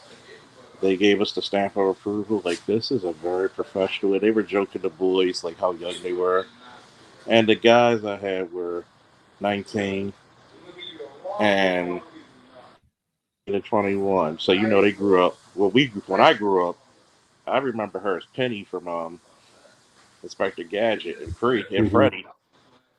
But yet they grew up with kids next door. So I said, "Excuse me, Miss Summer. My guy over here, my officer over here, grew up watching kids next door. Could you prove to him that Could you prove to them that you actually did the voice?" And they were like, you number five. And they were just geeking. It is her. So it was a good time. And they felt completely safe. And we had a lot of pitfalls, but I fought hard for my guys. And we wanted to respect and pass out a lot of cards for everybody. And please, next year, come to BlairCon because I've been officially told that they want me to do a 30 to 35-year-old party from my taste in music. Oh, we're gonna rock out, and everybody apparently likes my saying. We're gonna come outside to smoke our cigars. We're gonna drink our liquor and hang with our niggas. So everybody had a good one. I mean, there were some things we had to fight. There were some things we negotiated, but I made sure my guys got their money. Good. Made sure they Good. fed my guys. Made sure they gave my guys rums. Yeah, I don't understand when you're the colonel. There's the reason why we're the right colonel, motherfuckers. Okay, I'm the fucking commander. Okay, I'm responsible. Like even when I claimed to be off and we were standing guard because some people got a little rambunctious. We even kept the perv. We were so good that we even kept the perverts away from the scantily dressed women. Just remember, cosplay is not consent. Stop it. Ask. I told guys, look, if I see a beautiful woman, I ask. And most of them love me so much. I actually pulled one lady, Hurricane. She said, I love it. I love your music, your drink, your cigar, your beard, your muscles. And she hugged me so tight that her one titty fell on my front nose. Her other titty went to the back of my head. So proud of my guys. They're young, but they're very quick learners. So we did some kick-ass shit, man. Well, that's good, man. I'm proud of you that you got that for Black Lion Security. Oh yeah. That you showed up and actually actually gave you that got to get you to show up, and then you were there, made a very good impression. I didn't think you wouldn't make a good impression, but I'm glad that it went over good. The boys held strong, and it looks really good for you. That's So don't awesome. be surprised if you don't see Black Line Security at your favorite cons coming soon, Coming soon to a con next near you. and, and next week, like I told my guys, you never know who's watching, so be professional. Well, that's the key when you own it. When you own the plot, be professional. Be professional. You want to be unprofessional? Get out of your fucking uniform. Get out of your identifying clothes. Yeah. Get Yeah. out your Get out Anything your you want to do, identifying shit. anything you want to do fucked up, get out of my symbol. Yeah, get in your civvies, man. We doing that shit. Oh yeah. Showing your ass. Look at JT in here. You I'll got be his right back, fellas. Rachel True. Oh, Rachel trust me. True. Rachel and Cree look so beautiful, man. My I'm boys very familiar. that they were in their 50s. They were No like, matter. great. I said, look, I might not be a smoker, but if Rachel and Cree says, here, smoke this blunt, we smoking the fuck out of that motherfucker. Roll that shit, like that shit, smoke it, smoke it, smoke it. Oh my god, they're such sweethearts. Genuine people, man. They're sweethearts. Goddamn, girl. Like, what the fuck you doing? What kind of picture is that? I'm very proud of you. Very, very proud of you. Just hearing that news. That's a. I'm jealous. I would trade in all these goddamn clubs, bars, and all that other stuff. I would rather do a Blur Con if I could. I think that I There you had go. Rachel True sitting there giving me the whole V-neck. It was so funny because they were like, "Oh, we surrounded by these big burly men, and they look like babies, but y'all so professional." And it was Like funny because babies. the Ain't no guys babies here. they didn't. They were like the guys never smiled, but when they got to take pictures, we took a group picture with both, and they were like, all you see was everybody's teeth was like they almost swallowed their ears. So they at first they were apprehensive, but they were so fucking cool because we escorted them out through the car, made sure they got to their Mhm. safely. We escorted them through the service elevators so they didn't have to wait. And they just loved us. We carried whatever bag or whatever box they had. Oh, trust me, she's still a beautiful woman. It's mind blowing that she's an older woman, but still so gracious and beautiful. And I told him, I said, I don't realize how big and how quickly you got to feather your cap at this age. Mhm. Yep. You did that. That goes on your resume. That goes on the resume. Said I was Yes, teaching executive protection the whole time, and my best friend, one of my best friends, who was my second in command, my call sign was literally Command One. His was Command Two, and I taught them how to use the radio, listen to their number, and then call it on real quick. And I told my boy because he's normally an HR guy. I said, look, I may not be able to answer because I'm talking to the CEO, or I'm trying to make sure y'all got food that was included in the deal, or I got to fight. Oh my God, she was so fucking beautiful with that shit. They literally, do you know how many white girls love her? Craft. Yeah. Yeah. And like that crap, well, that crap movie doing. Oh my God, she that. A lot of girls showed up gothic after that movie. A lot of girls started turning gothic after that one. There's white girls who love the fuck out of Rachel True. I keep forgetting that she was mixed and she was telling this story. It was so funny because they were talking to us when we were like taking escorting them, and they were like, I went to this little hick tap. I keep forgetting that Rachel's mixed, but she black, and it was so funny. And Cree and Rachel, if you had a really cool like outfit, they would take your picture. I loved it, like all the foxy people, and it was like it's funny because I love BlurCon because despite your religious beliefs, your sexual preference, I had to give props to this correct, this transgender person who gender bend Jubilee, and it was the '90s Jubilee. I was like, I have to give you props. That was some cool shit. Like you actually, I can't get mad with you. You got Jubilee down with the bubblegum and all. That was cool.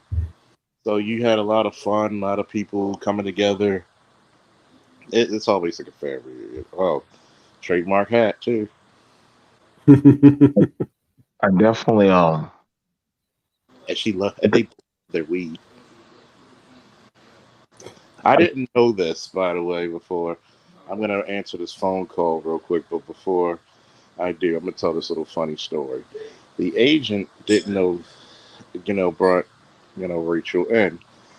I didn't know Rachel saw me with the speaker, and we were actually rocking out to the music.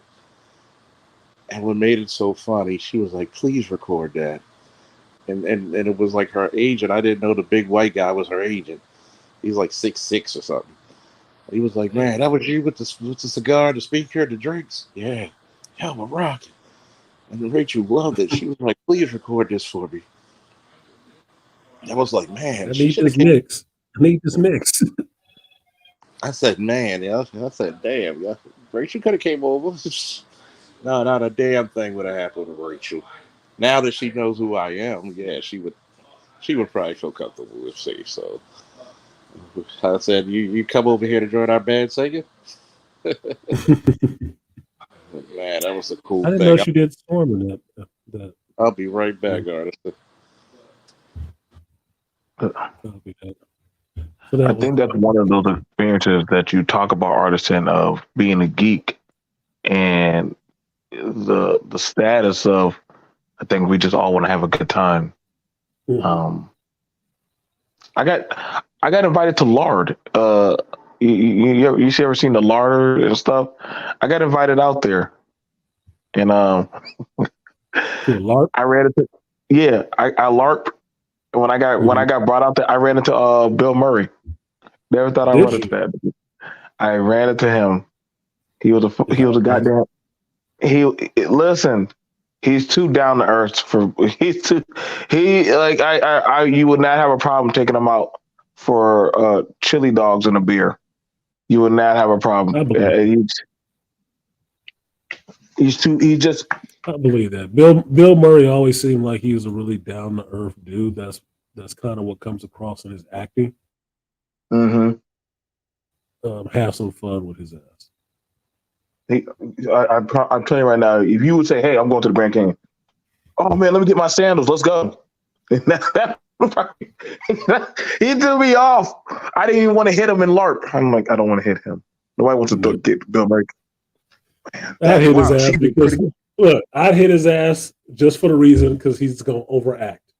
He's gonna overact and do some Bill Murray shit. Oh, I hit the bone. It hit the bone. Some goofy shit or something. Listen, man. He's like, I'm hitting you, Bill. I gotta hit you. I can't. What'd you do this weekend? I put Bill Murray on his ass. I hit him with a bone. Hit him with a bone. That motherfucker went down. He's too grounded to reality, and I think that's why he likes to just stay away from the limelight, and just live his life out. And so I first of all, I'm just proud of Charles. I think I emailed you a video of my friend who started his own arcade. I emailed that to you. He's the only black arcade owner in South Carolina. Actually, most of the East Coast. He said, I don't know nobody. And I said, I'm gonna send this to Artisan. Artisan needs to see this. That this guy in 32 years, he was able to build an arcade with his own hands. And you can do it. If you start. If you have a dream of doing something, you can actually nowadays it can actually get done really quickly if you start putting in the work. The earlier you start putting in the work, the sooner it is where you get to that. Hey, I'm 25 and I have this, or I'm 30 and I've done this now. sooner you start, the quicker this should be over with. And it can happen a lot quicker. You don't want to have to wait until you're way older to try to do this because you want to get through those years where you don't need a lot of money. Personally, you might not have a family and shit, so you can actually pour this passion and this time and this resource into this thing that you're growing. And it can be there for you. And I like seeing Black people or just people in general achieving what they dream of. Right. That's usually what I do. Like, one of the things that I do is I like trying to see people achieve their dreams and their goals. And if I can help in some kind of way, I will do that. And I'm not looking for accolades for that shit. I really get off on seeing people achieve what they didn't think they could do. Like, my coworker, she was redoing her backyard at her grandmother's house. And this shit was all overgrown as fuck, right? And she got out there and got busy with it, got some gloves and got out there and got busy with it and really did the manual labor of clearing this ground and weeds and all the rest of this shit and cleaning that shit up. And it looks like an awesome fucking hangout. The last thing she had to do was she got this table and she wanted to, it was a bigger table for the backyard, but it didn't have a hole in it for the umbrella because she wanted to use this umbrella on it. I said, well, look, if you want the help, I have a drill and a hole saw. And you can borrow it to do it. I just have to show you how to find the center of the table and drill it. And you can do it. Like, you'll teach me how to do it? Like, yeah, what the fuck? Why wouldn't I? And that's what I did. I got a block of wood, brought it over there, showed her how the tool works, how to hold it, and let her drill some stuff so she can actually get the feel of, the resistance on the tool and how it feels, the weight of it, right? Right. And you could see the person getting excited, like, oh shit. Like, now, when you do this at your house, you might want to get on top of the table. You might want to get on top of the table so you make sure you're going straight down. But just hold on to the tool, and if it starts going wonky, just let go of the trigger. That's all you got to do. Just do that and hold it. That's it. But hold on to it. Don't be scared of it. Hold it. Now, she went, and sure enough, by the time we got to the weekend, I got a picture back from her, and she drilled that hole in the table, and that shit looked beautiful. No scuff marks all over the place or nothing. She wasn't chasing, running after it, none of that shit. It looked awesome. I was like, good job. And she was so fucking happy. I was happy for her because it was that feeling of accomplishment. Because she didn't understand that shit because her father was a carpenter, but he never took her on jobs and shit like that. So she didn't really understand what it was. And I said, for being a carpenter, you have the feeling of accomplishment every time because you see what you've done. You're working in an office, you're moving papers, you're just typing on a computer. You never really get a quantifiable visual quantity of how much you've actually done. But when you're a carpenter or you're in the building trades, you can see what the hell it is you've done every day. You see how far you've come all the time. And that sense of accomplishment you get from completing something that you might not have thought you could do or didn't know how it was going to get done builds your confidence. Hell yeah. So when I started in construction, the first thing that changed was that confidence level. And my mother called it arrogance. It wasn't arrogance, it was confidence. The difference is arrogance is that boastfulness without any proof that you can do anything. That's arrogance, right? Or maybe you always succeeded, so you just think you always will. Confidence comes from knowing, yeah, I can do this. I know I can do this because I already have. Right. So it ain't nothing for me to say, no, I can do this. Right. I can figure this out. And that's what she got. She was so happy. I was happy for her ass. And all it was me just providing the tool. She didn't have the tool. I just provided it so she had the tool to do it. But she did all the work for herself. And when she took pictures, I said, now all you need to do, sit out there, take a minute, and look at all that you've done. Appreciate the fact that you did all of this yourself. Brings tears to your eyes sometimes. Yeah. Suck it in for a minute. Just take a minute. I think, fellas, is that black people, especially black men, don't have enough audacity. We You don't. got to think about it. I Too much literally, bravado, not enough audacity. exactly. How many people ran not only a security detail for celebrities, but also the safety for an entire con? 10,000 people. And actually was like, first time, and we got praise. And you know how many people that said, you got to show more leadership ability through my military and police career.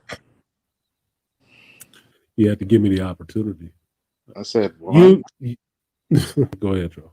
I'm sorry for cutting you off, but one, No, I was cutting you off. I was just going to add something to that, but go ahead. go ahead. I'll say something after you add it. Keep it on your mind. Well, I'll have ADD. I'm all right. But I was going to say that as long as you've been a police officer that we've known you, you've always shown leadership. So it would absolutely be asinine for me to think that you were not showing that on the job. The only difference is that they were not putting you in a position where your leadership would be valued. They were willing to use your leadership in the position that you were. They weren't giving you that sergeant status because that sergeant status is the first step up to lieutenant and captainship, right? Or I think I might have those mixed up, captain and lieutenant. That's all it was. They didn't want that shit because then they'd have to fall in line at some point. That's the repression that goes on in the workplace with black men who actually do show leadership and shit like that. They will hardly ever let you advance up to those first levels of management or those actual paid levels where people are supposed to be listening to you because it makes them feel comfortable not to do that shit. So you'll show all the leadership down there already. You already show all that leadership. From the stories you've told me, the more people came to you just as a regular officer and listen to you, you should have been a sergeant. He was the field sergeant, if nothing else. The paperwork part was just them playing politics. I don't know. You're kind of an asshole. That's bullshit. Where'd he go? He dropped off. I think bullshit. I had I had a conversation with some of the guys when I was on Artists in the Style. They were like, "We need Charles to explain the law," and I said, "He's been explaining the law for so long. Why haven't y'all learned the laws? Why haven't y'all learned the laws?" Well, he's not here at BMT. I said, "Y'all do know I work in law enforcement, right?" I said, "Y'all do know me and Charles have done demonstrations." I said, "But the thing about it is, Charles is not going to always be there." I said it right on the panel. He's not going to always be there. I'm going to give y'all the proper legal terms to use, but y'all also need to start studying. No. And I know how you are, artisan, when you be saying, "Hey, y'all, no excuse for not studying. There's no excuse." And I'm like, that's the problem. Y'all, you can learn this shit too. That's the main thing. You can learn this shit too. You need to learn this shit too. Because y'all need to start learning. I look at it as everybody can have their specialty, but you also need to know what the other guy does. You need to understand what he knows too. Right. That to me, that just breeds a better, effective team. People.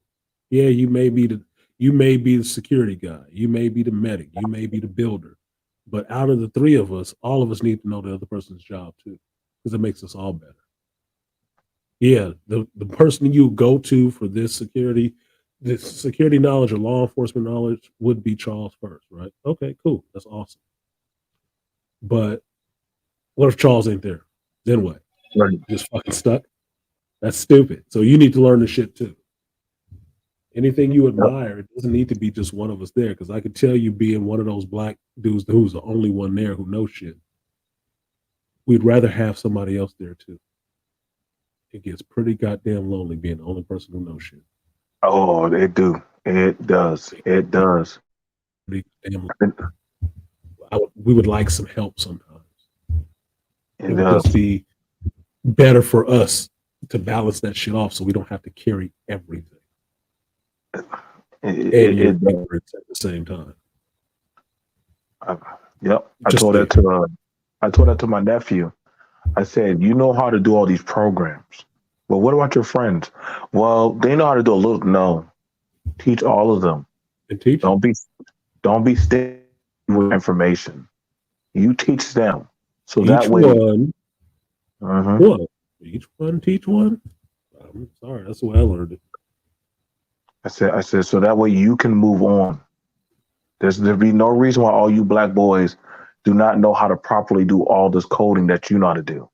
Mhm. Well, they get nervous when I said, stop, stop, stop. Work That's with the problem. That's why you're never going to be able to. That's why you can barely take a day off. That's why you can barely ever go out, take it off. But you know what they always say? Well, you're the reliable one. You're the guy that we need. We gotta have. They're joking saying that passively to you, but actually what they're saying is you're the only one who can do the job. So that's it. why you're going to always be stuck here. Well, that's that Charles talked about it before, is that Highlander mentality in black folks, that it can only be one. Not so much as white folks that it can only be one, because there's a shitload of white billionaires, and ain't none of them saying there can't be another one. A shitload of white millionaires. The black folks have that mentality that it can only be one, because that is, to me, this is my theory, my theory of that shit. That's the advent of that slavery telling you about that one God shit. That's what it is. That it can only be one sitting on top. It can't be all of you sitting up there together. Do you realize the more knowledgeable one person is in your group, that person automatically has the responsibility of teaching everybody else who wants to learn this shit in your group? It brings up the whole group. Because if it's just one person is easily taken out, like a Martin, a Malcolm, Marcus. See, you start to see pictures. Yeah. That one leader shit is what gets us all fucked up. Because then once that one leader is gone, you run around like a chicken with your head cut off, going in 100 different damn directions, because nobody else can pick up and do what that person was doing. Right. I think It's okay to give people respect for that, but you have to be able to be capable as well. That's why just in the YouTube space, why was there such a vacuum when BGS finally got pissed off with you motherfuckers and took off for a bit? Why was it such a vacuum? Everybody's smart, right? I think I didn't see. Yeah, I didn't see any of these said that. motherfuckers that went at them all the time, running the show for everybody else. No, I had I said that out loud on with Art and Style when and I said and I wanted it to be heard. Oh, you saying that about Beach? I said no, dude. Let the old man sit down. Let the old dude sit down, man. Y'all, every time they say something, y'all want to fight them. So now when they're saying, you know what, fuck it, y'all figure it out. Wait, come back. Why don't you? No. They gave you the books. They told you the curriculum. You know what I'm saying? It's like those shows where after a while, like, hey, you're the teacher now, not me. It's like goddamn G.I. Joe. Hey, you know what, Duke? I'm going to sit out. You're in charge now. No, we still need you. Your job as a leader, even if you didn't decide to be a leader, maybe you were just elected as leader because people saw you as being the most knowledgeable and they wanted to follow you because you had the most knowledge. Your job as a leader automatically is to train your replacement.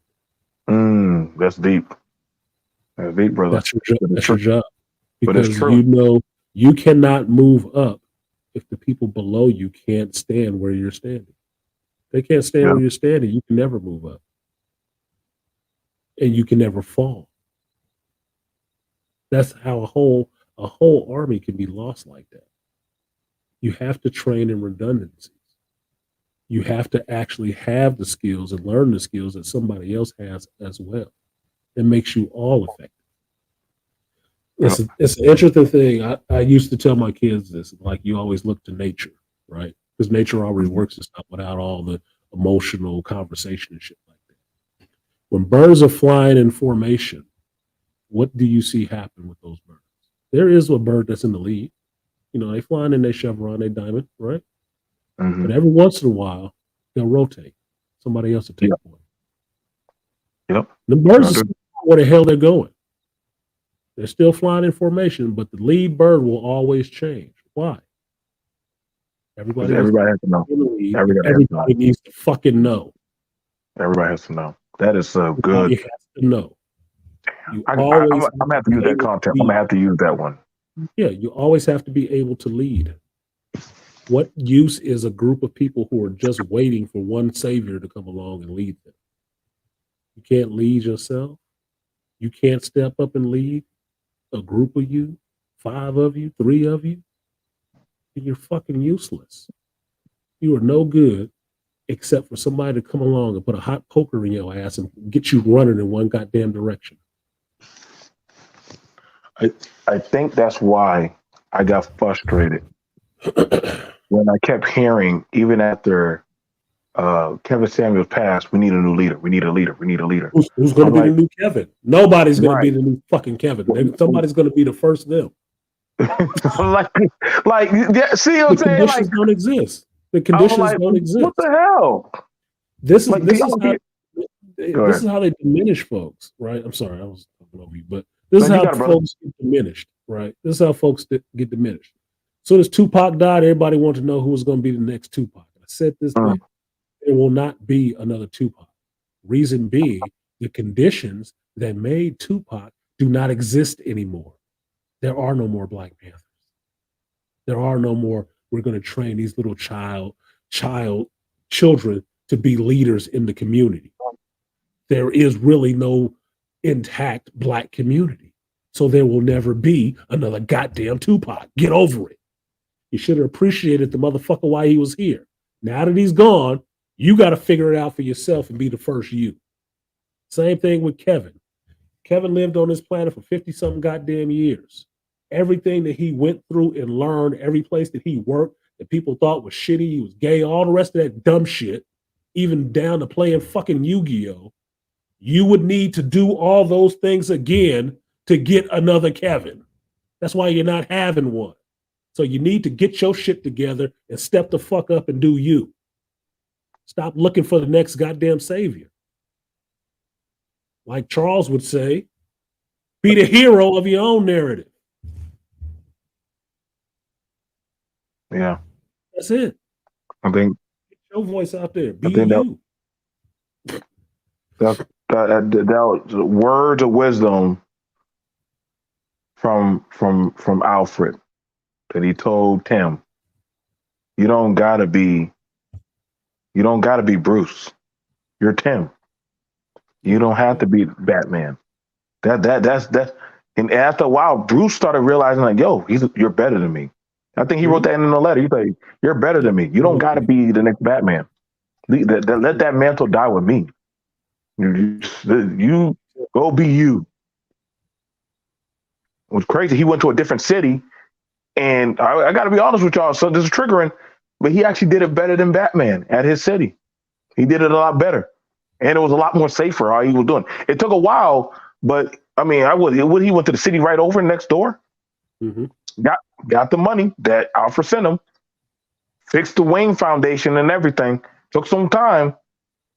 You're gonna be the Batman now? Nope. Still gonna be the Nightwing. Still gonna be Night. Yup. Oh my God, that's a story by itself. I'm still gonna be Nightwing. Why do I need to be Batman? Yeah, there's a Batman. I'm Nightwing. Your own path, your own name. Your own path, your own name. Two Triv said when Luke Skywalker trained masters like Coran Horn and Sabatine, and his niece and nephew became knights, he became a grand master. Yes, because Luke built people up underneath him. That's the thing. I didn't learn that lesson on my own. I learned that from one of my favorite supervisors, who was actually, I'm proud to call a friend of mine right now. And that is Roseanne. And little short Hawaiian woman from San Francisco. Worked with the military and stuff like that. Married to her brother. She's a good woman, right? And she taught me that when I got my job at the old corporation I used to work for. And this was in the middle of me going through divorce and being broke, about to get evicted out of my house, not knowing how I'm gonna pay my bills and all that shit. I went in for an interview for this job. trying to put my fucking life back together. And she told me right off the bat, she wants to hire the person that wants to take her job. And I asked the right question, which was, what is your job? From that point on, she said, I want you. And that was the first time in 40 something years, in a sense, that somebody said they really wanted me. It was actually the second time, not the first time. Second time, like, no, I want him. That's the worker I want. And from that day, she trained me. And I can call her right now on the phone. She's not that far from me right now. I know her family. I know her husband. She is cool. She is one of my mentors in life from that shit because she helped me out so much. And I took hits to my career standing with her because I would not disrespect that woman and let nobody use me to fuck her over. Hell no. Hell no. That's why I ended up getting into it with my district manager because I was loyal to her and he didn't like that shit. He wanted me to be loyal to him by dangling position for me. And I said, fuck it. If it's meant to be, it'll come to me. He didn't like that shit. You didn't have to like it, nigga. He didn't do shit for you. I owe her something. I don't owe you shit. So that's who I learned it from. And that's what she did. The reason she stayed in the position she stayed in and had so much respect for everybody else up above her is because she always trained great leaders. People that went on and ascended beyond her. But she stayed right there like a good gunnery sergeant, making sure everybody that came past her was good to go. If you worked under her and she was signing off on you, you was good money, nigga. Good money anywhere. They'd take you anywhere and you could thrive anywhere. And it was proven once I got to get out of the store I was in and get to these other places, the motherfuckers was looking at me like I was an alien. Nigga, what? How do you know how to do all of this? Because the person that was there actually trained me. I don't know what the fuck the people here are doing with you, but it ain't training you to do your job. You just collected checks and fucking around all day. I actually know how to do this work. The speed I was doing it, they couldn't even match. Like, that nigga fast. What store you come from? Nigga.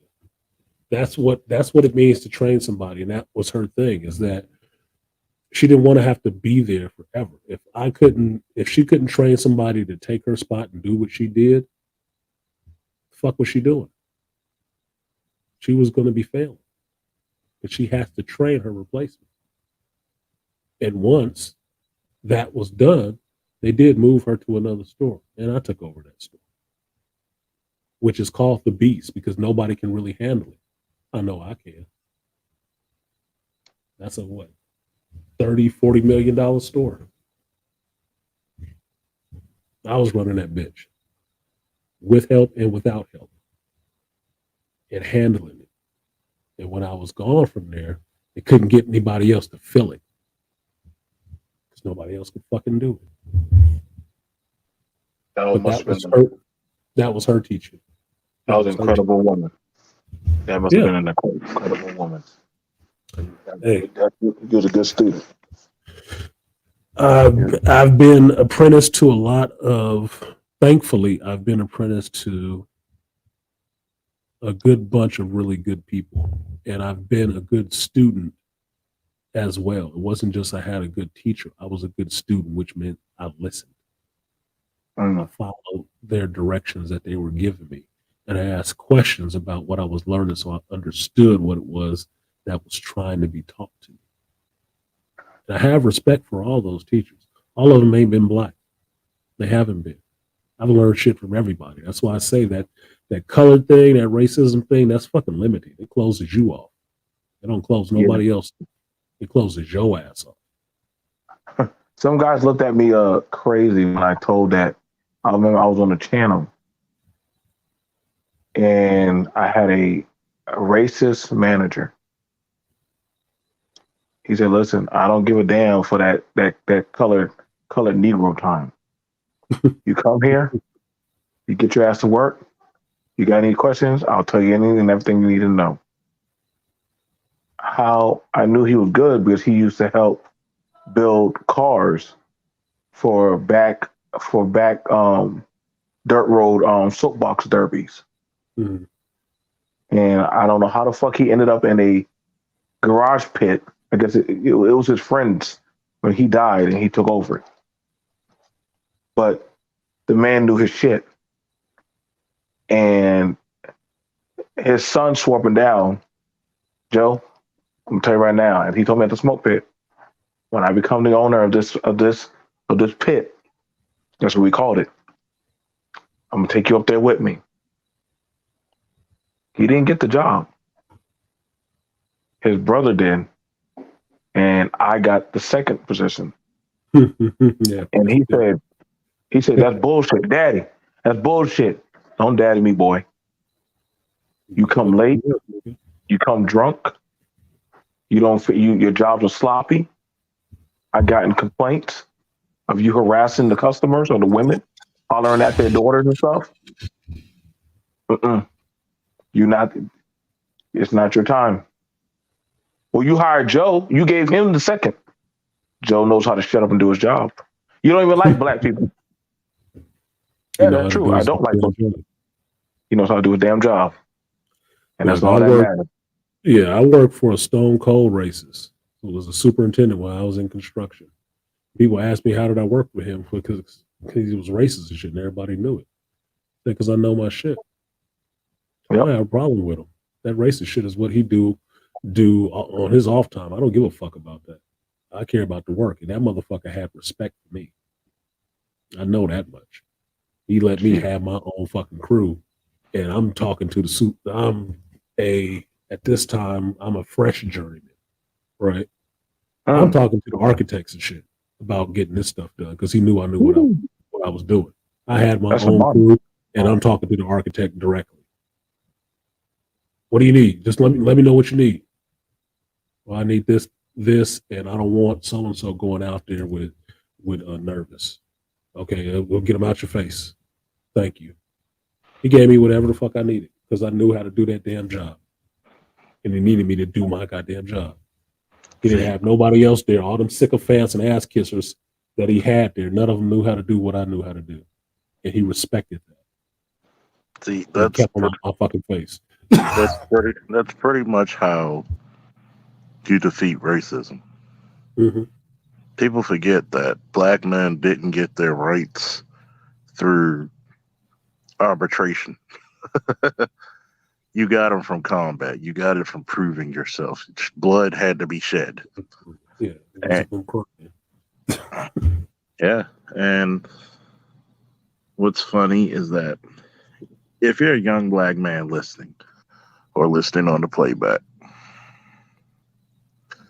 this is a very interesting subject. I might talk about it myself on my channel. You better call me when you talk about it, damn it. You both are definitely and willfully invited. I'm going to tell you something that kind of irked me, but I couldn't put it on my face at BlairCon. Speak. One, things need to be stated in the contract. The security's armed. Baltimore just had an active shooter a week ago. 30 shot, mass shooting, 2 dead. And the 2 dead was an 18-year-old male, 18-year-old female and 20-year-old male. 4 of them critical condition, resting on life-threatening wounds, which is kind of weird to say. But yeah, armed would be coming with the territory. I wouldn't even need an advertisement. Like, no, I'm gonna be armed. You best believe that shit. And this little white guy, and I was teaching the whole time to class because everybody else was in their late teens to early 2021. And they saw my audacity. The guy was like asking, what's your background? He's like, oh, I'm a Marine, and he was supposed to be the director of security. And he was like, well, thank you for your service. I said, oh, who are you? Marine. I said, one day God forgive you. Sorry to hear that. They're bullet catchers, man. Those are bullet sponges, man. They don't think. If I didn't get the movies, man. Asshole. And Asshole, it's funny Charles. because I made the command decision. Like, look, out of all the guys armed, we're gonna arm. At first, we were, gun belts, tactical belts, and then they had a problem with the guns. I said, look, out of sight, out of mind. We're concealed. Conceal it, yeah. I'm not saying we disarm. I said we'll disarm. Wink, wink, nod, nod. I said just make sure you carry extra magazine in your tack pants and tuck your inside holster. And it That's a worked smart because move. nobody knew. Nobody knew. That's a smart move. Because I'm not going to take a gun off if I got 10,000 people and God knows what the fuck could fucking go. Oh, yeah, he asking me to go into a slaughterhouse. Fuck you. I said we got 10,000 people. Somebody pulls a gun because you got a road. The food trucks are 24/7. You got a road right there, and nobody can defend them. I said, no. "Yep. Well, what's our policy not to have guns?" I said, "How do you know people have guns or not? Can't search them. You can't even search them. That's crazy. You dumbass. You like setting up a. Now I got a question. Do you get a wand? Are you allowed to use your wand, Charles? No. Oh my God, Charles! I wish you told me. I could have talked to some friends to get your wand, dude. San Francisco? You should have said San Francisco. That sounds like some liberal shit. Like you set up all the rules so you can get But yet, I always know how to circumvent. And the guys were laughing. They said when they try to shit on you about your company, you shitted on them about their experience. I said yes. I just came from from the top school for bodyguarding, executive protection, corporate security management, and personal security detail. What about you, man? Where you been, sir? Where you been? Roll out your credentials while you trying to dick measure. And it was funny because that Friday, because we got there Thursday. You don't want to get there Friday because of the Friday madness stuff, when you go to cons. First week, first day. And what was interesting was that little security guy, and I guess his second, they were watching us like hawks. To see y'all gonna fuck up. Yep. And then by the time Saturday rolled around, you didn't see these motherfuckers. And Sunday, everybody was shaking our hand. So I know it's a long way to go around it. Young black men expect to be looked at differently. Mm-hmm. You're black, you're 20, but you have so much authority over the people in this arena. Mm-hmm. That's what people get scared of. It's not so much that you have a weapon. People really have a disposition against seeing black men in charge of something. To have control over a crowd. The only way they like that shit is if it's at a concert. It's at a concert, you up on the stage, tap dancing, entertaining or whatever. You telling everybody to wave their hands, and 30, 40,000 people all waving their hands. They like that shit. But if you sitting there and you actually have some authority over them and say, "Hey, sit the fuck down, everybody calm down," they don't like that shit. Mm-hmm. It's because you're not allowed. Yeah, you're not allowed to have audacity. And what I'm happy for is that I gave these young black men a chance. Thank you. Thank you. You did something that a lot of people fight. That you did something that I'm proud of you for doing. No, appreciate it. Charles, I noticed at our Comic-Con, they make you check your weapons at the door, but you can buy guns and knives at the booths. You can replenish inside. Well, like it's funny, right? Like you sure. You want to get me engaged inside anyway, right? Like, don't get me wrong. The Hyatt Regency Crystal City is beautiful. It's a beautiful hotel, beautiful area. I love the fact that it's a con where you can go to the con, go to the vendors, and everything is down, your hotel room is down. So, and I also introduced not only the Cree, but also I forget the lady's name. Oh, fucking forgive me. Um, she designed Spider Punk. Gorgeous black. Mhm. Oh, Oh, that's what's her name?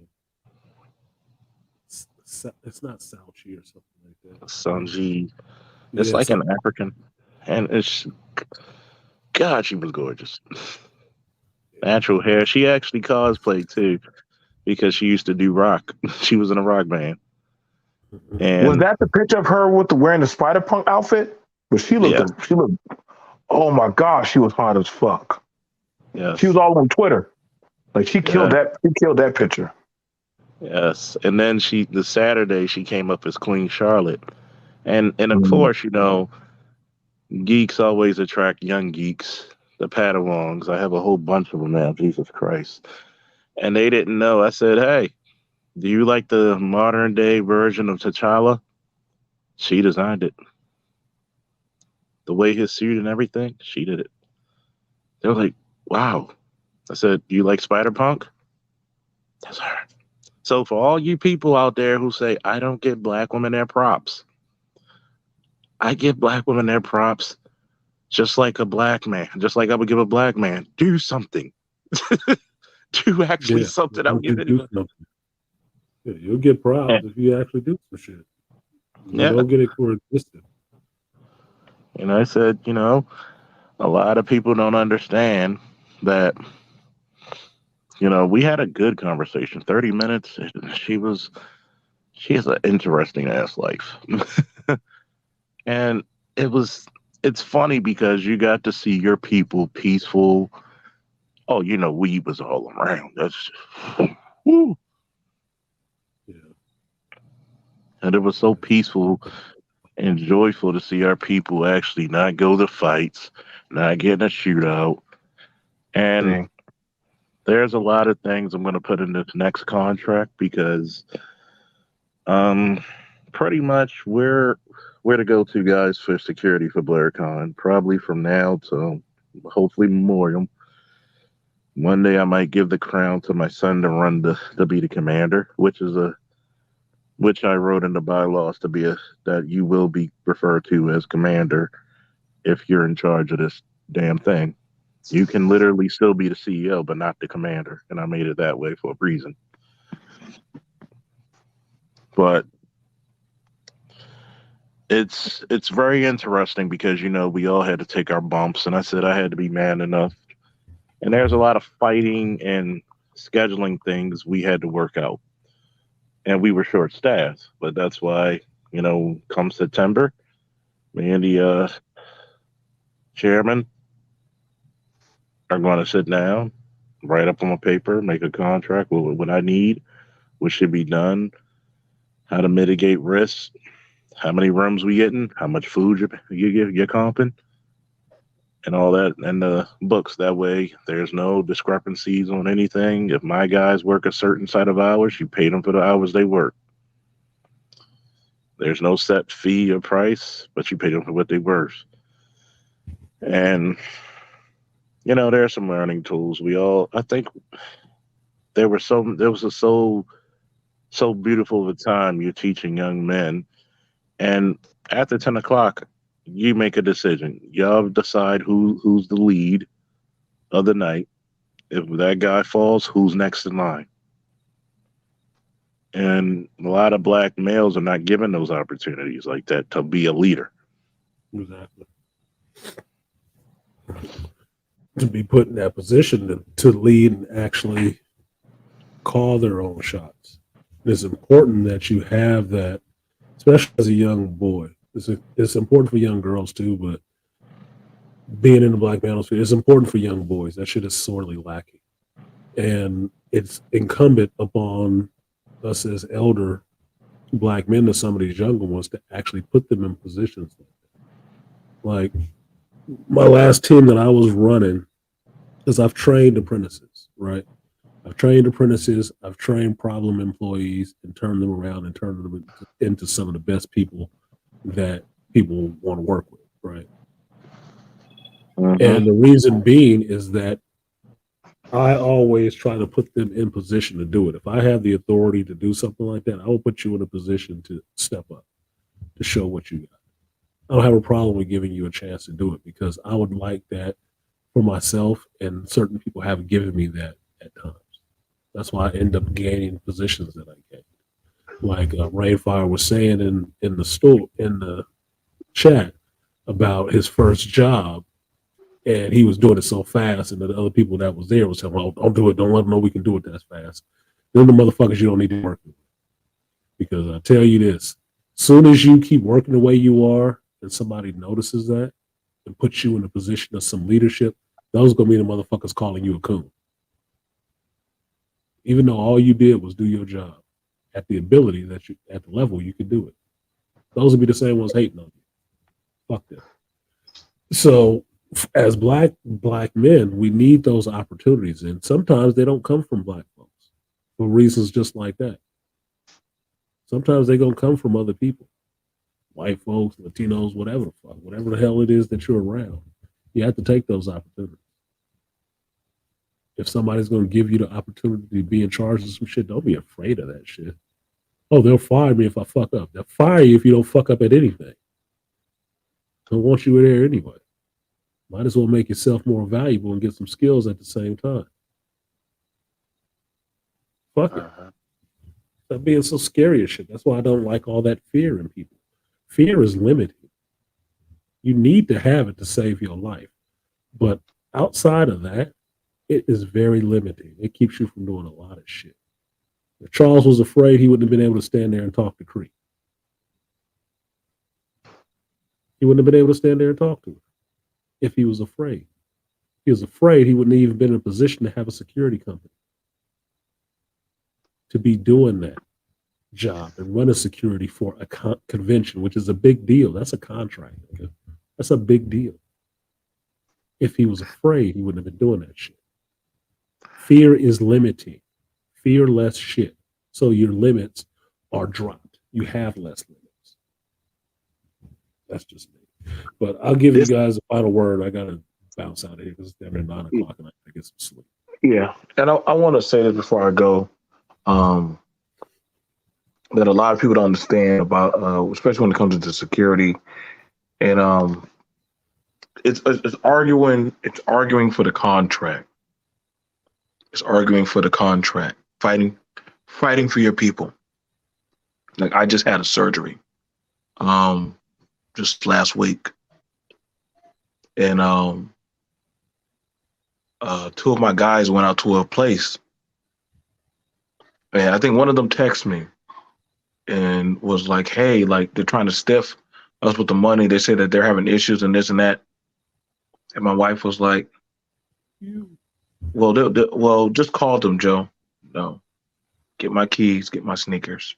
I'm gonna go down there myself. Those are my boys. Nobody's gonna fuck with my money or their money." And I showed up. Oh, hey, step over to the side with me. Why are they saying that they're having a problem getting their money? Black men, you have to learn to speak up. You work a good, honest pay. You need to get every goddamn dime. I watch men like Artisan go in late at night and bust his ass. He wants his fucking money. I watched Charles listening to that. I'm very proud that he said, "Hey, my men need to eat. They need to be able to protect themselves. And also they need to be able to." Right. Sadly, some men or some black folks will allow their people or allow the men to be walked over. And once that happens one time, they're going to keep doing it. Me showing up there, I didn't hurt the man. I just put my hand on the man and said, "Listen, let's not go that route. Let's not go that route." I said, "I can hear you pretty well." I said, "I want them to have their money. How do y'all want it? We want it in cash." You heard them. So go send your sugar baby to go get their money in cash. Go get their money. They want a plate of food. They're going to leave out at 9:00. Brothers, don't be afraid to demand what is rightfully yours. And like You Charles are was saying, don't be afraid to be that audacious to ask for that, Yeah. to tell them that shit. No, you will pay me what is owed. No, you know, as much fun as I had to be the commander. I had to attack dogs some shit. Like there's times I told my boy Darren, his call sign was Commander too. You're the second in charge. I right. gotta go handle something.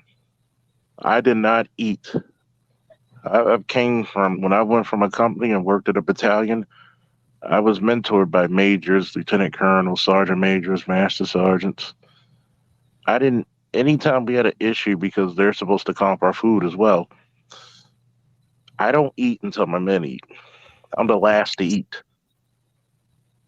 That's a good If man. there's no That's a good leader. one thing about it, think about it.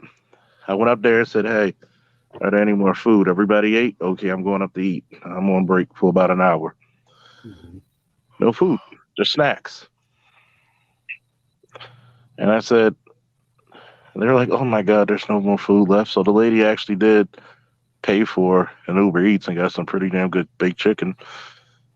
But I don't eat. I even told a guy, this is how much I respect those young men doing a bang up job. I told him, please, do not ruin my name. Do not ruin my company. Do not ruin yourselves. Be professional. They were professional. When they got out of their clothes, they were rocking off. They were enjoying the con. Nice. And, they met some interesting people. Like, a couple of them are Star Wars fans and anime fans. I forget that saying that Mandalorians say to each other. This is the way. This is This the is the way. way. And they actually told that to somebody. They were like, "This is the way." And they were like, "Oh, you're down with this too?" Because Baltimore black kids, you never know what the hell. Mhm. And I encourage a lot of their spontaneity. Like, hey, when you're off, you're off. Have fun. Here, Yeah. matter of fact, take this. You earned this. Everybody sit down. This is the first time. You're gonna take this men. Here, sip, drink. Good job.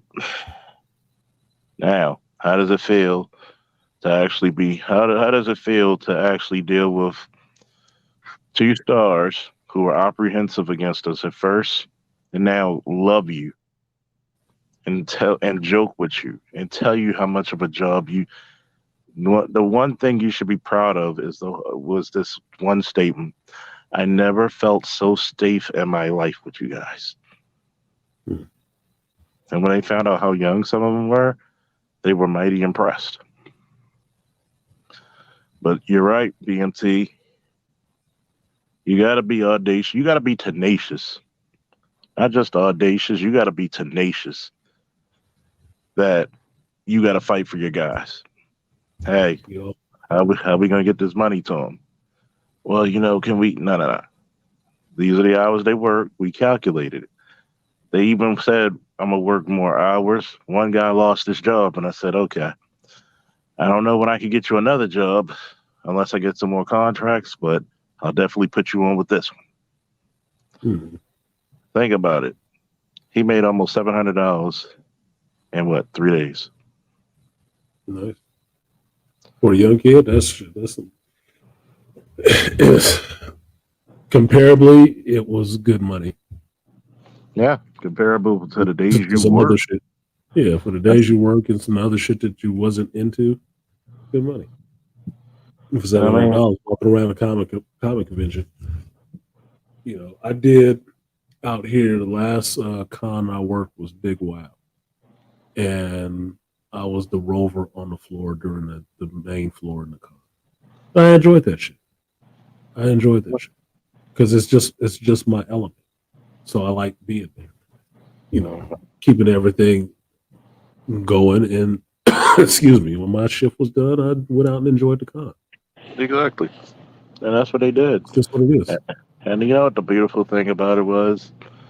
When I was teaching radio etiquette, I rarely had to. It's Saturday. I rarely had to get it into Sunday. I rarely had to get on the radio.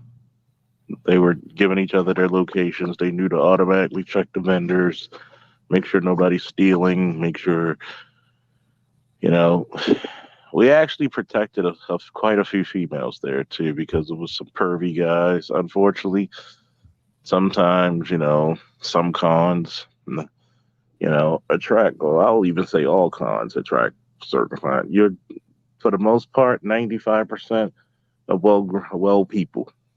A little wild side to them, Yeah, but hey, it's just like society. I mean, you get enough yeah, people together, there's going to be a percentage of them that are fucking weird as shit. And you might need to watch some folks. and trust. It's just what it is. It's just what it is, like you said. And the girl was like upset, and she came to get us. It's like, what's wrong, man? Hey, love, what's wrong? Um, this guy was being mean to me and was being weird and trying to take pictures, look up my skirt, and being all aggressive and jokey. And I felt so disrespected because I put a lot of money and time into my cosplay, and he's not even cosplaying, but he's criticizing me, trying to harass me with pictures. And I said, "Are you harassing this young lady? Like three of us was there, and I already know what would happen if homeboy would have cracked slick. He would have been carried out on the stretcher because we have a rule: don't disrespect the women of the con or the children. If you want to go talk to these chicks, the party's at 10 o'clock. You got till 2, 3. Shoot your shot. They're more Tag your susceptible. mark, get out of Exactly. where it's right at appropriate time. Do Yeah. it then. And then Right she now, gave let us these all people rock out. yeah. And she gave us a hug, and thank you for having my back. I felt so protected. It's the little things. We had a friend of mine, like one of my best friends, the second in command, save a guy's life, but he must have smoked something. It affected his body. He just was out, passed out. Shot some water on him, cleaned him off, and he was so appreciative. He's like, "Man, your boy saved my life." So it's the reason why I could fight. I said, "Dude, yeah, we agreed on this, but I also agreed on a how much per hour." I said, "I want to let you know what I can charge because of my certifications for celebrity protection. How to tear you apart. I'm trying to work with you, but incidents make you want to develop a no nigga policy." Well, when I contracted, I had an annoyance fee for a reason, and I staged out my contracts on how I got paid to where before the job was done, when the job was a quarter of a way from completion, I had two-thirds of my damn money because I do not want to get down to the end of the job. The job is done, and have to be haggling with you over my motherfucking money. I will want to burn that shit down. Not fucking playing.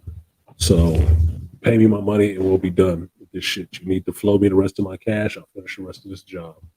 Until then, I don't want no negotiation. We signed a contract. This is what it is. You agreed to it. This is what's happening. There's not going to be no nitpicking and bullshitting at the end of it. Well, I didn't really think this was. Look. You was already kind of getting a deal. Fuck you. Pay me my money. Oh yeah, fuck you. We're not gonna be doing this. Yeah, we're not gonna be doing this because I will get real fucking ignorant all of a sudden. It's so nice when he went in there with that fucking sledgehammer and started ripping all that shit out of there. You goddamn right, because I put it in this bitch, and obviously you don't want to pay for the rest of it, so you don't need the rest of it. Yeah, you ain't gonna have to pay for the fucking shit I put in.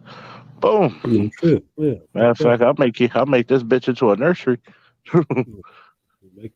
I told somebody that don't make me want to burn your whole house down because I put a lot of blood, sweat, and tears into everything that I do, and I'm not sacrificing that time at this point in time. It was with my family and stuff like that. I'm not sacrificing this time to be getting not paid. Hell no. Hell's no. I can't go home with nothing for the family. Fuck you. I'm even trying to suggest that shit. Like, stop thinking black men are the cheapest route. Okay?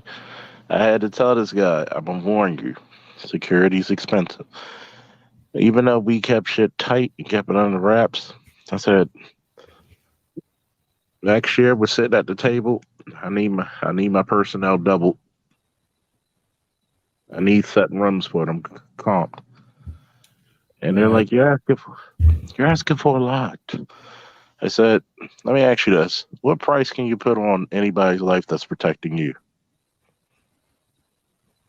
People get quiet when I say that. Yeah. What price would you put on to protect your own life? You wouldn't. You want the best. Yeah. You ain't gonna get cheap on that. So act like you care about other people's lives like you care about your own. I'm gonna say this, and I'm gonna have to close it out because I'm fading. But I was talking to a lady yesterday, and she was talking about some construction work she had done on her house and how much it cost. And she didn't understand why it cost so much. And I told her that while you look at it, it may seem like it's just a simple thing that was done. The price that he's charging you is for the time it took him to develop that skill. Mm-hmm. I said, when I charge people what I charge them to self-contract, it wasn't because I was trying to, gouge their ass or anything like that. I wasn't. I was pretty reasonable because I'm pretty fair due to a fault, right? But you weren't there all those years that I was training to do this. When I was walking with a big ass toolbox, damn near pulling my shoulder out of socket to get to this training school to learn my craft. You weren't there all those hours I was on the job, cutting myself, tired, exhausted, whatever the fuck. Ride home, passed out on a BART train with a bunch of people that just think I'm some dirty nigga on the train. You weren't there for all those times. Gaining all this experience, all these years that I put into learning this craft. So when that person comes to your job or comes to your house to do a job and they give you a bill, you're paying for that experience. That's what you're paying for. The material is its own thing, but the actual labor part of it, that's for his time and his experience. That's what you're paying for. Because nobody quibbles like that over a doctor. Nobody quibbles like that over a doctor. But it's the same kind of thing that you have to devote yourself to learning these crafts, these trades, these skills. And they need to be compensated. If you think it's just supposed to be cheap because you don't have any value in it, well, that's why you're paying for this shit right now. That's why you're paying for it right now. Because you didn't value it to learn it your damn self. So that's why you get the bill. I have a person on my phone right now, a chick I used to fuck with back in the day. She's calling me about what? Strong and independent. But what she's so strong and independent, what is she calling me about? Doing some work if I have time to do some work on her fucking house. Why? Because she's so strong and independent, she ain't got no fucking man. Why do you think I ain't answering her fucking call? Because I don't want her pussy. She has nothing to offer me. And I have no time to be bothered with that shit. Same reason I turned down somebody my mother was trying to push my way to do some work for them. Why does she need some work done? She ain't got no fucking man either. All these strong and independent women are sitting there needing shit done and there's nobody to help them do it. All they got is a checkbook. And well, do you know somebody? I don't know anybody. You should have cultivated better relationships with men. You wouldn't have this goddamn problem. So I'm gonna sit back and I was trying to decide if I was gonna laugh at this shit or just flat out tell her ass no. Because I'm nobody's fucking tool. I can tell you that much. You're not gonna pull me out the shed when you feel like using me. No. No. Find somebody. Find somebody else. I don't have time. But that's what you get. Those skills are valuable. If I did some work for her, I was gonna charge her ass up the ass too. But not in the way she might like. No, she's getting charged a lot. Because there's no discount on that shit. You have nothing else to offer me.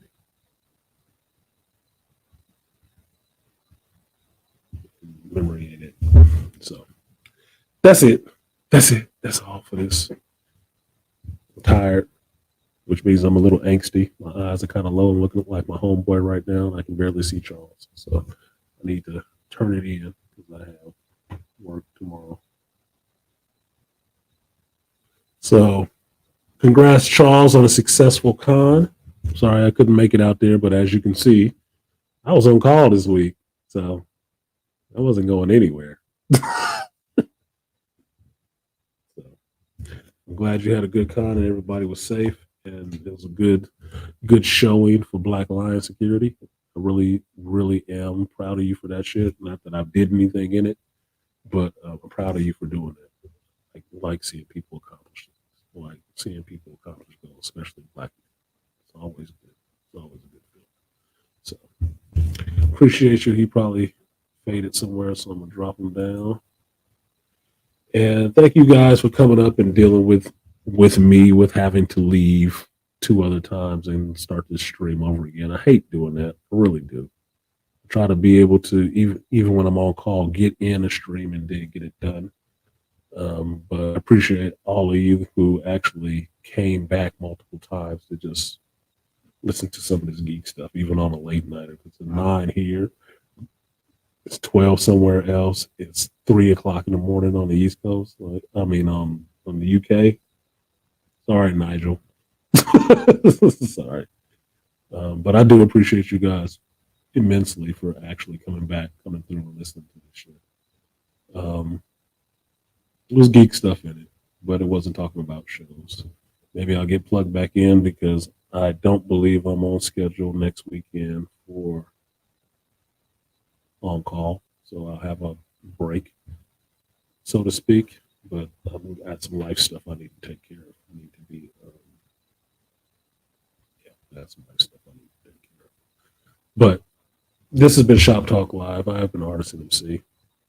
I do this every Sunday, 11 a.m. until it ends. We talk about geekdom, life, and YouTube, and everything in between.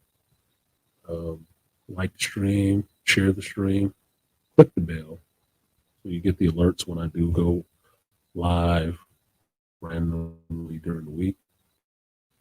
And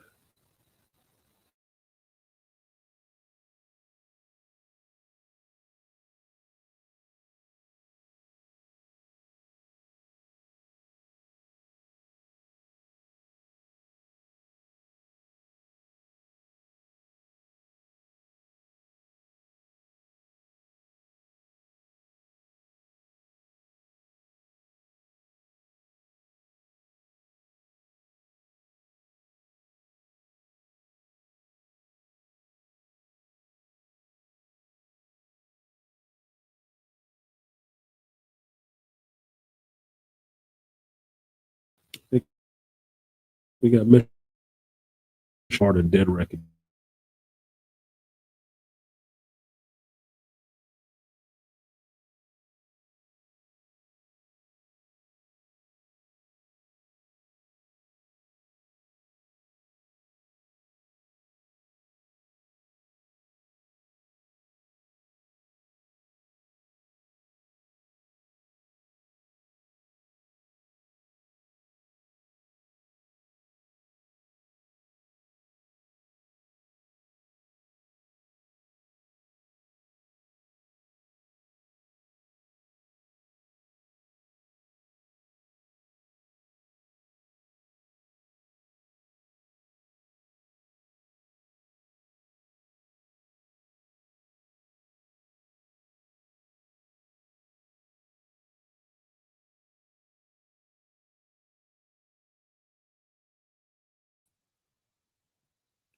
Sorry about that. I don't know what it was. The internet went out for half a second. But with that, I will see you guys next time. And for now, the shop is closed. See you guys next time.